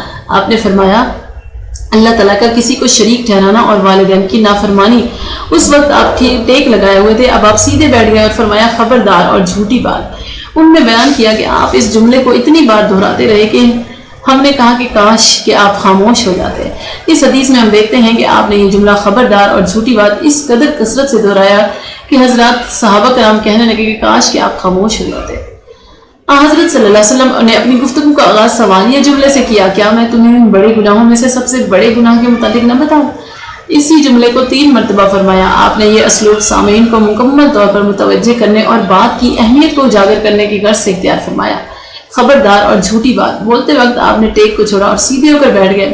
سامعین کو متوجہ کرنے میں اس طرز عمل کی اہمیت بھی واضح ہے۔ حدیث نعمان بن بشیر، امام دارمی رحمۃ اللہ علیہ نے حضرت نعمان بن بشیر سے روایت نقل کی ہے کہ انہوں نے بیان کیا کہ میں نے رسول اللہ صلی اللہ علیہ وسلم کو خطبہ ارشاد فرماتے ہوئے سنا کہ آپ نے فرمایا، میں نے تمہیں جہنم کی آگ سے ڈرا دیا ہے، میں نے تمہیں جہنم کی آگ سے ڈرا دیا ہے، میں نے تمہیں جہنم کی آگ سے ڈرا دیا ہے۔ آپ یہی الفاظ دہراتے رہے یہاں تک کہ اگر آپ میری اس جگہ پر ہوتے تو بازار والے آپ کی آواز سن لیتے، اور یہاں تک کہ آپ پر جو کپڑا تھا وہ بھی آپ کے قدموں کے پاس گر گیا۔ اس حدیث سے واضح ہے کہ آپ نے اس جملے میں نے تمہیں جہنم کی آگ سے ڈرا دیا کو 3 مرتبہ سے زیادہ دفعہ دہرایا۔ بلا طلب متعدد مجالس میں ایک ہی بات فرمانا۔ ہمارے نبی کریم صلی اللہ علیہ وسلم کبھی کبھی ایک ہی بات کو از خود متعدد مجالس میں بیان فرماتے۔ یہاں کچھ مثالیں پیش کی جا رہی ہیں۔ پہلی امام طبرانی نے حضرت ابو امامہ سے روایت نقل کی ہے کہ انہوں نے بیان کیا کہ اگر میں نے اس کو رسول اللہ صلی اللہ علیہ وسلم سے 7 دفعہ سنا نہ ہوتا تو بیان نہ کرتا۔ آپ نے فرمایا، جب آدمی اس طرح وضو کرے جیسا کہ اس کو حکم دیا گیا ہے تو گناہ اس کے کان، آنکھ، دونوں ہاتھوں اور دونوں قدموں سے دور ہو جاتے ہیں۔ حضرت ابو امامہ کے بیان سے یہ بات واضح ہے کہ انہوں نے آپ سے اس حدیث کو 7 مرتبہ سننے کی سعادت پائی ہے۔ 7 سے زیادہ مرتبہ حدیث کا بیان حدیث ابن عمر، حضرت ائمہ احمد، ترمذی اور حاکم نے حضرت ابن عمر سے روایت نقل کی ہے کہ انہوں نے بیان کیا کہ میں نے نبی صلی اللہ علیہ وسلم کو حدیث بیان کرتے ہوئے سنا کہ اگر میں نے اس کو نہ سنا ہوتا مگر 1 مرتبہ یا 2 مرتبہ، یہاں تک کہ انہوں نے 7 دفعہ کا ذکر کیا، لیکن میں نے تو اس کو اس سے بھی زیادہ دفعہ سنا ہے۔ میں نے رسول اللہ صلی اللہ علیہ وسلم کو فرماتے ہوئے سنا کہ کفل بنو اسرائیل کا ایک شخص تھا جو کسی بھی گناہ کے کرنے سے احتراز نہ کرتا۔ اس کے پاس ایک عورت آئی تو اس نے مجامعت کی شرط پر اس کو 60 دینار دیے۔ بس جب وہ اس سے خاوند بیوی والی بیٹھک میں بیٹھا تو وہ کبکبانے اور رونے لگی۔ سو وہ کہنے لگا، تمہیں کون سی بات رلا رہی ہے؟ کیا میں نے تمہیں مجبور کیا ہے؟ اس نے کہا، نہیں، لیکن یہ کام تو میں نے کبھی نہیں کیا تھا، مجبوری نے مجھے اس پر آمادہ کیا ہے۔ وہ کہنے لگا، تیری یہ کیفیت یہ ہے اور تو نے یہ برا کام ابھی کیا بھی نہیں ہے، چلی جاؤ، جو لے چکی ہو وہ تمہارے لیے ہے۔ اس نے اپنے آپ سے کہا، نہیں، اللہ کی قسم، میں کبھی بھی اللہ کی نافرمانی نہیں کروں گا۔ وہ اسی رات فوت ہو گیا اور صبح اس کے دروازے پر لکھا ہوا تھا، یقیناً اللہ نے کفل کو معاف فرما دیا ہے۔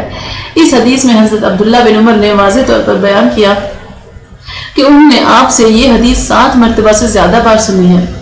حدیث عمر بن ابسا سلمی، امام مسلم نے ابو امامہ سے روایت نقل کی ہے کہ انہوں نے بیان کیا کہ عمر بن ابسا سلمی نے بیان کیا کہ بس میں نے کہا اے اللہ کے نبی بس آپ مجھے وضو کے متعلق بتلائیے۔ آپ نے فرمایا تم میں سے جو کوئی وضو کا پانی قریب کر کے کلی کرے، ناک میں پانی داخل کرے اور اس کو جھاڑ دے تو اس کے چہرے، منہ اور نتنوں کی خطائیں گر جاتی ہیں۔ پھر جب حکم الہی کے مطابق چہرے کو دھوتا ہے تو پانی کے ساتھ داڑھی کے اطراف سے اس کے چہرے کی خطائیں ساکت ہو جاتی ہیں۔ پھر جب ہاتھوں کو کوہنیوں تک دھوتا ہے تو پانی کے ساتھ اس کے پوروں سے دونوں ہاتھوں کے گناہ جھڑ جاتے ہیں۔ پھر جب سر کا مسح کرتا ہے تو پانی کے ساتھ بالوں کے کناروں سے سر کے گناہ جھڑ جاتے ہیں۔ پھر جب دونوں قدموں کو ٹخنوں تک دھوتا ہے تو پانی کے ساتھ قدموں کے پوروں سے دونوں قدموں کی خطائیں گر جاتی ہیں۔ پھر اگر وہ اٹھے اور نماز پڑھے، اللہ تعالیٰ کی حمد و ثنا کرے اور اس کی شان شایان بزرگی بیان کرے اور پوری دل جمعی سے اللہ تعالیٰ کی طرف متوجہ ہو جائے تو اپنی خطاؤں سے اسی طرح نکل جاتا ہے جیسا کہ اس کی ماں کے اس کو جنم دینے کے دن تھا۔ ابو امامہ نے ان سے کہا کہ اے عمر بن سلمہ دیکھو تم کیا کہہ رہے ہو کہ ایک ہی جگہ میں آدمی کو یہ سب کچھ عطا کیا جائے گا؟ عمر بن حفصہ نے جواب میں کہا کہ اے ابا امامہ میں بوڑھا ہو چکا ہوں، میری ہڈیاں کمزور ہو چکی ہیں اور وقت اجل قریب آ چکا ہے اور مجھے اللہ اور رسول پر جھوٹ باندھنے کی کچھ ضرورت نہیں ہے۔ اگر میں نے رسول اللہ صلی اللہ علیہ وسلم سے 1، 2 یا 3 مرتبہ یہاں تک کہ انہوں نے 7 مرتبہ نہ سنا ہوتا تو میں یہ حدیث کبھی بھی بیان نہ کرتا، لیکن میں نے تو اس سے بھی زیادہ دفعہ اس حدیث کو سنا ہے۔ اس روایت سے یہ بات واضح ہے کہ حضرت عمر بن حفصہ نے اس حدیث کو آپ صلی اللہ علیہ وسلم سے 7 سے زیادہ دفعہ سننے کی سعادت حاصل کی ہے۔ امام نووی نے اس مقام پر ایک اشکال کا ذکر کیا ہے اور پھر خود ہی اس کا جواب بھی دیا ہے۔ حضرت امام نے لکھا ہے کہ اس کلام میں اشکال نظر آتا ہے کیونکہ ظاہری طور پر معلوم ہوتا ہے کہ وہ اس وقت تک روایت حدیث کو درست نہ سمجھتے تھے جب تک اس کو 7 مرتبہ سے زیادہ دفعہ سنا ہوا۔ اور یہ معروف بات ہے کہ ایک بار سننے کے بعد روایت کرنا جائز ہے، لیکن بلکہ روایت کے لیے متعین ہونے کی صورت میں اس کا بیان کرنا واجب ہو جاتا ہے۔ اس کا جواب یہ ہے کہ ان کا مقصود یہ ہے کہ اگر مجھے اس بات کا حتمی یقین نہ ہوتا تو میں اس کو بیان نہ کرتا۔ 7 مرتبہ سے زیادہ کا ذکر درمیان میں اس لیے آ گیا کہ انہوں نے اس حدیث کو 7 مرتبہ سے زیادہ دفعہ سنا تھا، ورنہ ان کا مقصود یہ نہ تھا کہ اتنی مرتبہ سننا روایت حدیث کے لیے شرط ہے۔ 20 مرتبہ سے زیادہ حدیث کا بیان۔ امام ابن ماجہ نے ابن عمر سے روایت نقل کی ہے کہ بلا شک و شبہ رسول اللہ صلی اللہ علیہ وسلم نے فرمایا نوجوانوں کا ایک گروہ اٹھے گا، وہ قرآن کریم کی تلاوت اس طرح کریں گے کہ ان کے حلقوں سے نیچے نہ اترے گا، جب کوئی گروہ ان میں سے نکلے گا ہلاک کیا جائے گا۔ ابن عمر نے بیان کیا کہ میں نے رسول اللہ صلی اللہ علیہ وسلم کو 20 مرتبہ سے زیادہ دفعہ یہ فرماتے ہوئے سنا، جب بھی کوئی گروہ اٹھے گا تباہ و برباد کیا جائے گا یہاں تک کہ ان کے سامنے دجال نکلے گا۔ خلاصہ گفتگو یہ ہے کہ ہمارے نبی کریم کبھی کبھی ایک ہی مجلس میں بات کو 2 دفعہ، 3 دفعہ اور اس سے بھی زیادہ دفعہ دہراتے۔ علاوہ عزیز سیرت طیبہ سے یہ بات بھی ثابت ہے آپ ایک ہی بات کو مختلف نشستوں میں بیان فرماتے تھے۔ اشاروں کا استعمال۔ ہمارے نبی کریم صلی اللہ علیہ وسلم دوران تعلیم متعلقہ موضوع کی مناسبت اشارے استعمال کرتے تھے۔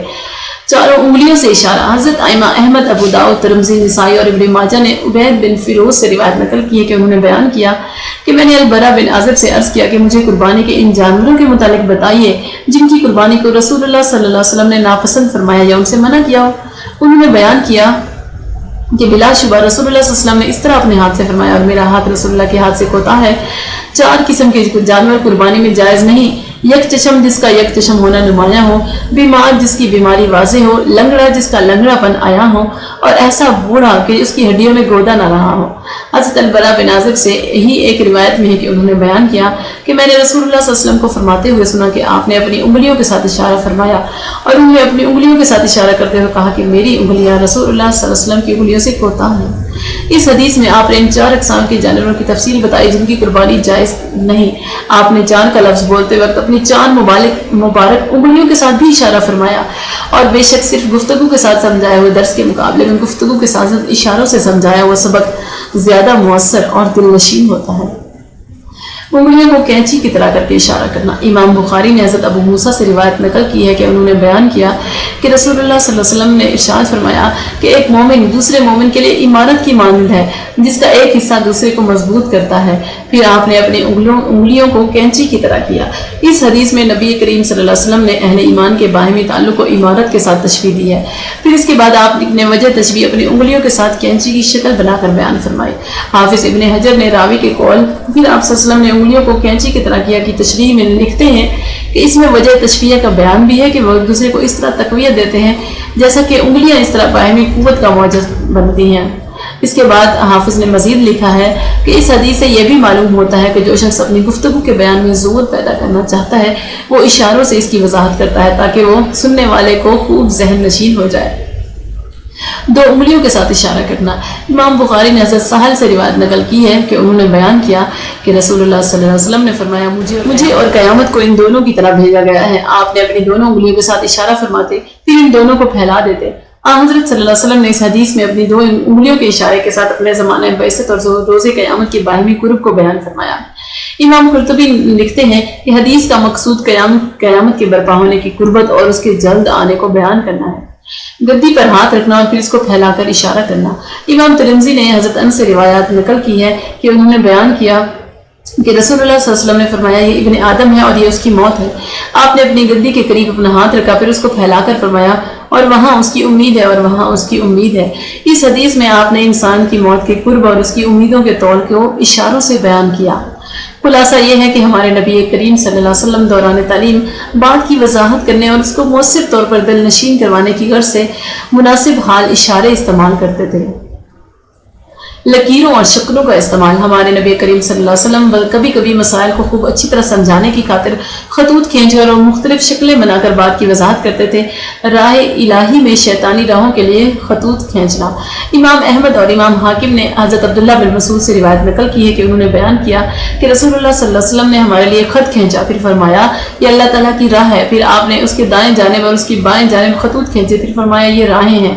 یزید نے بیان کیا جدا جدا، ان میں سے ہر راہ پر شیطان بلا رہا ہے۔ آپ نے قرآن کریم کا یہ حصہ پڑھا جس کا مطلب یہ ہے اور بلا شبہ یہ میری راہ ہے سیدھی، سو تم اس پر چلو اور دوسروں کی راہوں پر مت چلو، وہ تمہیں اس اللہ کی راہ سے جدا کر دیں گے۔ اس حدیث سے واضح ہے کہ آپ نے اپنے مقصود کو سمجھانے کی غرض سے لکیریں کھینچی۔ امام طیبی نے حضرت ابن مسعود کے قول ہمارے لیے آپ صلی اللہ علیہ وسلم نے خط بنایا، اس کی تشریح میں لکھا ہے کہ یعنی بات کو ہمارے ذہن نشین کروانے کے لیے خط کھینچا، کیونکہ مخفی معنی کو اجاگر کرنے اور پوشیدہ رموز کی نقاب کشائی کی غرض سے تصویر و تمثیل استعمال کی جاتی ہے تاکہ وہ مرئی اور محسوس چیزوں کی طرح آشکارا ہو جائے اور بات سمجھنے میں انسانی خیال عقل کی مدد کرے۔ لمبی امیدوں اور قرب موت کے لیے خطوط کھینچنا۔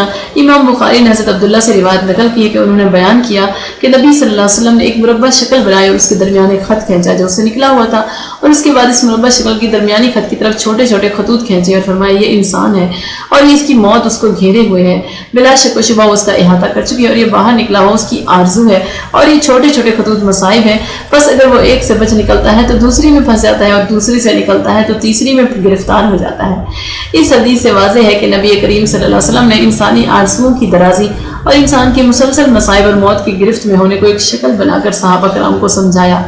امام طیبی نے حدیث شریف میں بیان کردہ شکل اس طرح بنائی ہے۔ لمبی امیدوں اور قرب موت کا لکڑیاں گاڑ کر بیان۔ امام احمد اور امام بغوی نے حضرت ابو سعید الحضری سے روایت نقل کی ہے کہ نبی صلی اللہ علیہ وسلم نے ایک چھڑی اپنے سامنے رکھ گاڑی، دوسری اس کے پہلو میں اور تیسری زیادہ دور، پھر فرمایا کیا تم جانتے ہو یہ کیا ہے؟ انہوں نے عرض کیا کہ اللہ تعالیٰ اور اس کے رسول زیادہ جانتے ہیں۔ آپ نے فرمایا یہ انسان ہے اور یہ موت ہے۔ میرا خیال ہے کہ آپ صلی اللہ علیہ وسلم نے فرمایا اور یہ آرزو ہے، اور وہ آرزو پانے کی کوشش میں ہے، لیکن آرزو کے حصول سے پہلے ہی موت اس کو آ پہنچتی ہے۔ اور امام احمد کی روایت میں ہے کہ یہ انسان اور یہ اس کی موت اور یہ اس کی آرزو ہے، وہ اس کے حصول کی کوشش میں ہے لیکن وہ موت اس سے پہلے ہی اس کو دبوچ لیتی ہے۔ اس حدیث میں آپ صلی اللہ علیہ وسلم نے انسان کی لمبی آرزوؤں اور موت کے وقت کے انتہائی قرب کو 3 چھڑیاں گاڑ کر حضرت صحابہ کرام کو سمجھایا۔ حضرت صلی اللہ علیہ وسلم نے کچھ بتانے سے پیشتر 3 چھڑیوں کو زمین میں گاڑا اور پھر فرمایا کیا تم جانتے ہو یہ کیا ہے؟ آپ کا یہ اسلوب مبارک سامعین کو مکمل طور پر متوجہ کرنے کے لیے ایک بہترین ذریعہ تھا۔ 4 خواتین کی فضیلت کا 4 خطوط سے بیان۔ امام احمد نے حضرت ابن عباس سے روایت نقل کی ہے کہ انہوں نے بیان کیا کہ رسول اللہ صلی اللہ علیہ وسلم نے زمین میں 4 خطوط کھینچے، پھر فرمایا تم جانتے ہو کہ یہ کیا ہے؟ انہوں نے عرض کیا کہ اللہ اور ان کا رسول زیادہ جانتے ہیں۔ آپ نے فرمایا جنتی عورتوں میں سب سے زیادہ فضیلت والی عورتیں خدیجہ بنت خویلد، فاطمہ بنت محمد، آسیہ بنت مزاحم اور مریم بنت عمران ہیں۔ اس حدیث کے مطابق آپ نے جنتی عورتوں میں سے 4 بہترین عورتوں کی شان و عظمت کو زمین پر 4 لکیریں کھینچ کر واضح فرمایا، اور بات کے ذہن نشین کروانے میں اس طریقے تعلیم کی اہمیت محتاج کی بیان نہیں ہے۔ حضرت صلی اللہ علیہ وسلم نے بات بتانے سے پہلے اسلوب استفہام استعمال فرمایا جس کے سامعین کی مکمل متوجہ مبذول کرانے کی اہمیت ایک واضح حقیقت ہے۔ آپ نے آسیہ اور مریم کے ساتھ حضرت خدیجہ اور فاطمہ کی شان و عظمت بھی بیان فرمائی۔ مثالیں بیان کرنا۔ ہمارے نبی کریم صلی اللہ علیہ وسلم تعلیم و تربیت کی اور سے مثالیں بیان فرمایا کرتے تھے۔ امام ابن القیم نے مثالیں بیان کرنے کا مفہوم ذکر کرتے ہوئے تحریر کیا ہے کہ ایک چیز کو دوسری چیز سے حکم میں تشبیہ دینا، معنوی بات کو کسی مادی چیز کے ساتھ یا ایک حسی چیز کو دوسری مادی چیز کے قریب کرنا اور ایک کا حکم دوسرے کو دینا۔ سابقہ عبارت سے یہ بات واضح ہے کہ مثالوں کی وساست سے محسوس چیز سے تشبیہ کی بغیر معقول بات عقل و فہم کے قریب ہو جاتی ہے۔ اس طرح زیادہ واضح محسوس چیز سے تشبیہ کی سبب نسبتاً کم واضح محسوس چیز بھی خوب اچھی طرح سمجھ میں آ جاتی ہے۔ علاوہ ازیں امام ابن القیم نے مثالیں بیان کرنے کے فوائد ذکر کرتے ہوئے لکھا ہے کہ مثالوں کے ذریعے نفس کو مانوس کرنا، اس کا جلد بات کو قبول کرنا اور مثال کے ذریعے بیان کردہ حق کے لیے مسخر ہونا ایک ایسی حقیقت ہے جس سے کوئی بھی انکار نہیں کر سکتا، اور جس قدر اس نفس انسانی کے لیے مثالیں ظاہر ہوں، معنی کے وضوح اور نکھار میں اسی قدر اضافہ ہوگا۔ مقصود کی وضاحت کے لیے مثالیں شواہد ہوتی ہیں اور وہ اس کی تائید کرتی ہیں۔ وہ تو اس کھیتی کی مانند ہے جس نے اپنا ڈنڈل نکالا، پھر اسے مضبوط کیا اور وہ موٹا ہو گیا، پھر اپنے تنے پر سیدھا کھڑا ہو گیا۔ وہ تو عقل کا خاصہ مغز اور ثمرہ ہے۔ اس بارے میں 5 مثالیں پیش کی جا رہی ہیں۔ نبی کریم اور سابقہ انبیاء کی مثال امام بخاری اور امام مسلم نے حضرت جابر بن عبداللہ سے روایت نقل کی ہے کہ انہوں نے بیان کیا کہ نبی صلی اللہ علیہ وسلم نے فرمایا کہ میری اور مجھ سے پہلے انبیاء کی مثال ایسی ہے جیسے ایک شخص نے کوئی عمارت بنائی تو اس کو خوب آراستہ و پیراستہ کیا، لیکن اس کے کونوں میں سے ایک کونے میں ایک اینٹ کی جگہ چھوٹ گئی۔ لوگ اس میں گھومتے رہے اور اس کو دیکھ کر خوش ہوتے رہے اور کہتے رہے کہ اس اینٹ کو کیوں نہیں رکھا گیا۔ آپ صلی اللہ علیہ وسلم نے فرمایا میں ہی وہ اینٹ ہوں اور میں خاتم النبیین ہوں۔ علامہ طیبی نے شرح حدیث میں لکھا ہے کہ یہ مثال تشبیہ تمثیلی ہے۔ انبیاء علیہ السلام اور جس ہدایت، علم اور لوگوں کے اعلیٰ اخلاق کی طرف رہنمائی کے ساتھ وہ مبعوث کیے گئے تھے، ان سب کو ایک ایسے محل سے تشبیہ دی گئی ہے جس کی بنیادوں کو خوب مضبوط کیا گیا ہے اور عمارت کو آراستہ کیا گیا ہو، لیکن اس میں ایک اینٹ کو چھوڑا گیا ہو جو اس کی اصلاح اور اس کے خلل کی تکمیل کر دے۔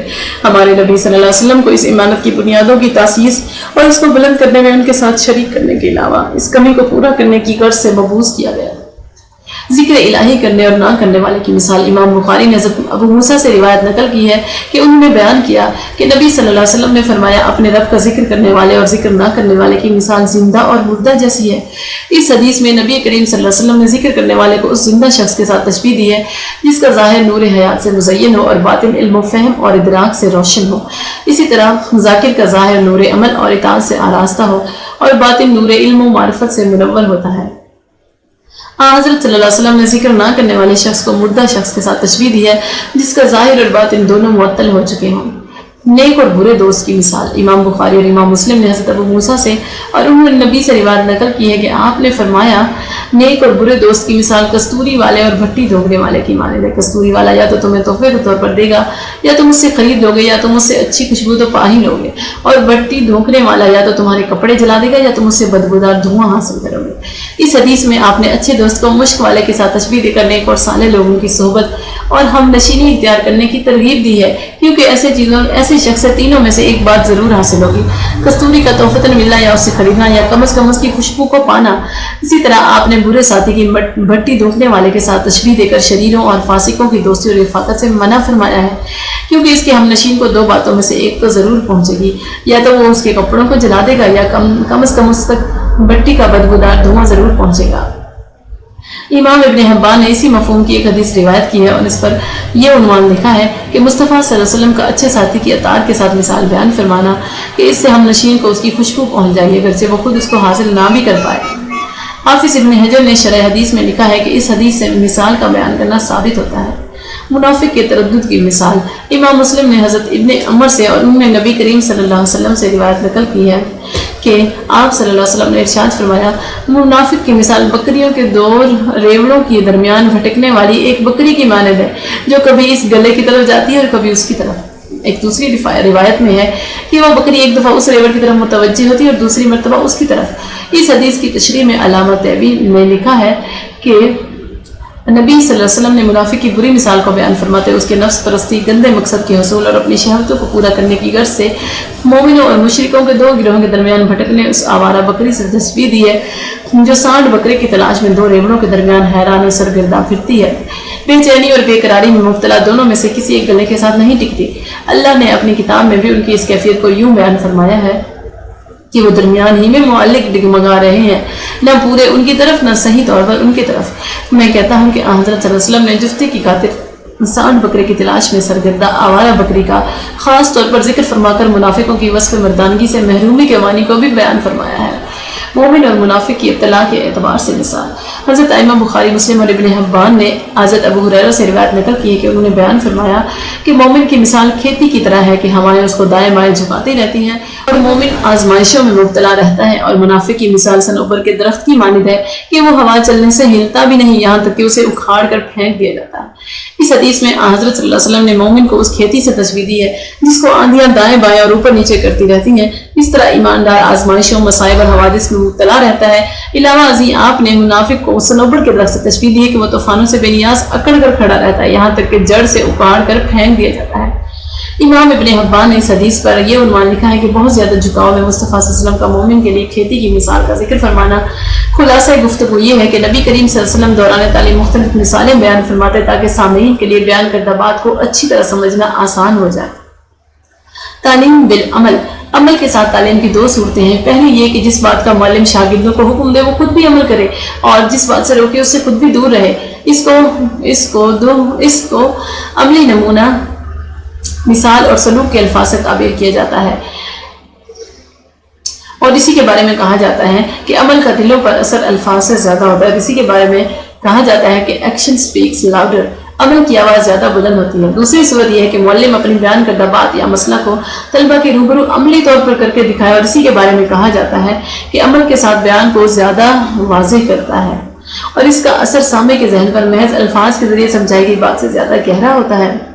امام ابن ابی جمرہ نے تحریر کیا ہے کہ عمل اور مثال کے ذریعے تعلیم لفظی تعلیم سے زیادہ مؤثر ہوتی ہے۔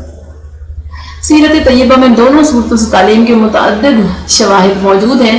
عملی نمونے کے ذریعے تعلیم، ہمارے نبی مکرم صلی اللہ علیہ وسلم نے اپنی تعلیمات کا عملی نمونہ تھے۔ صحابہ کرام کو جس بھلائی کا حکم دیتے نہ صرف خود اس پر عمل کرتے بلکہ اس کے کرنے میں پیش ہوتے، جن برائیوں سے منع کرتے ان سے خود سب سے زیادہ دور رہتے۔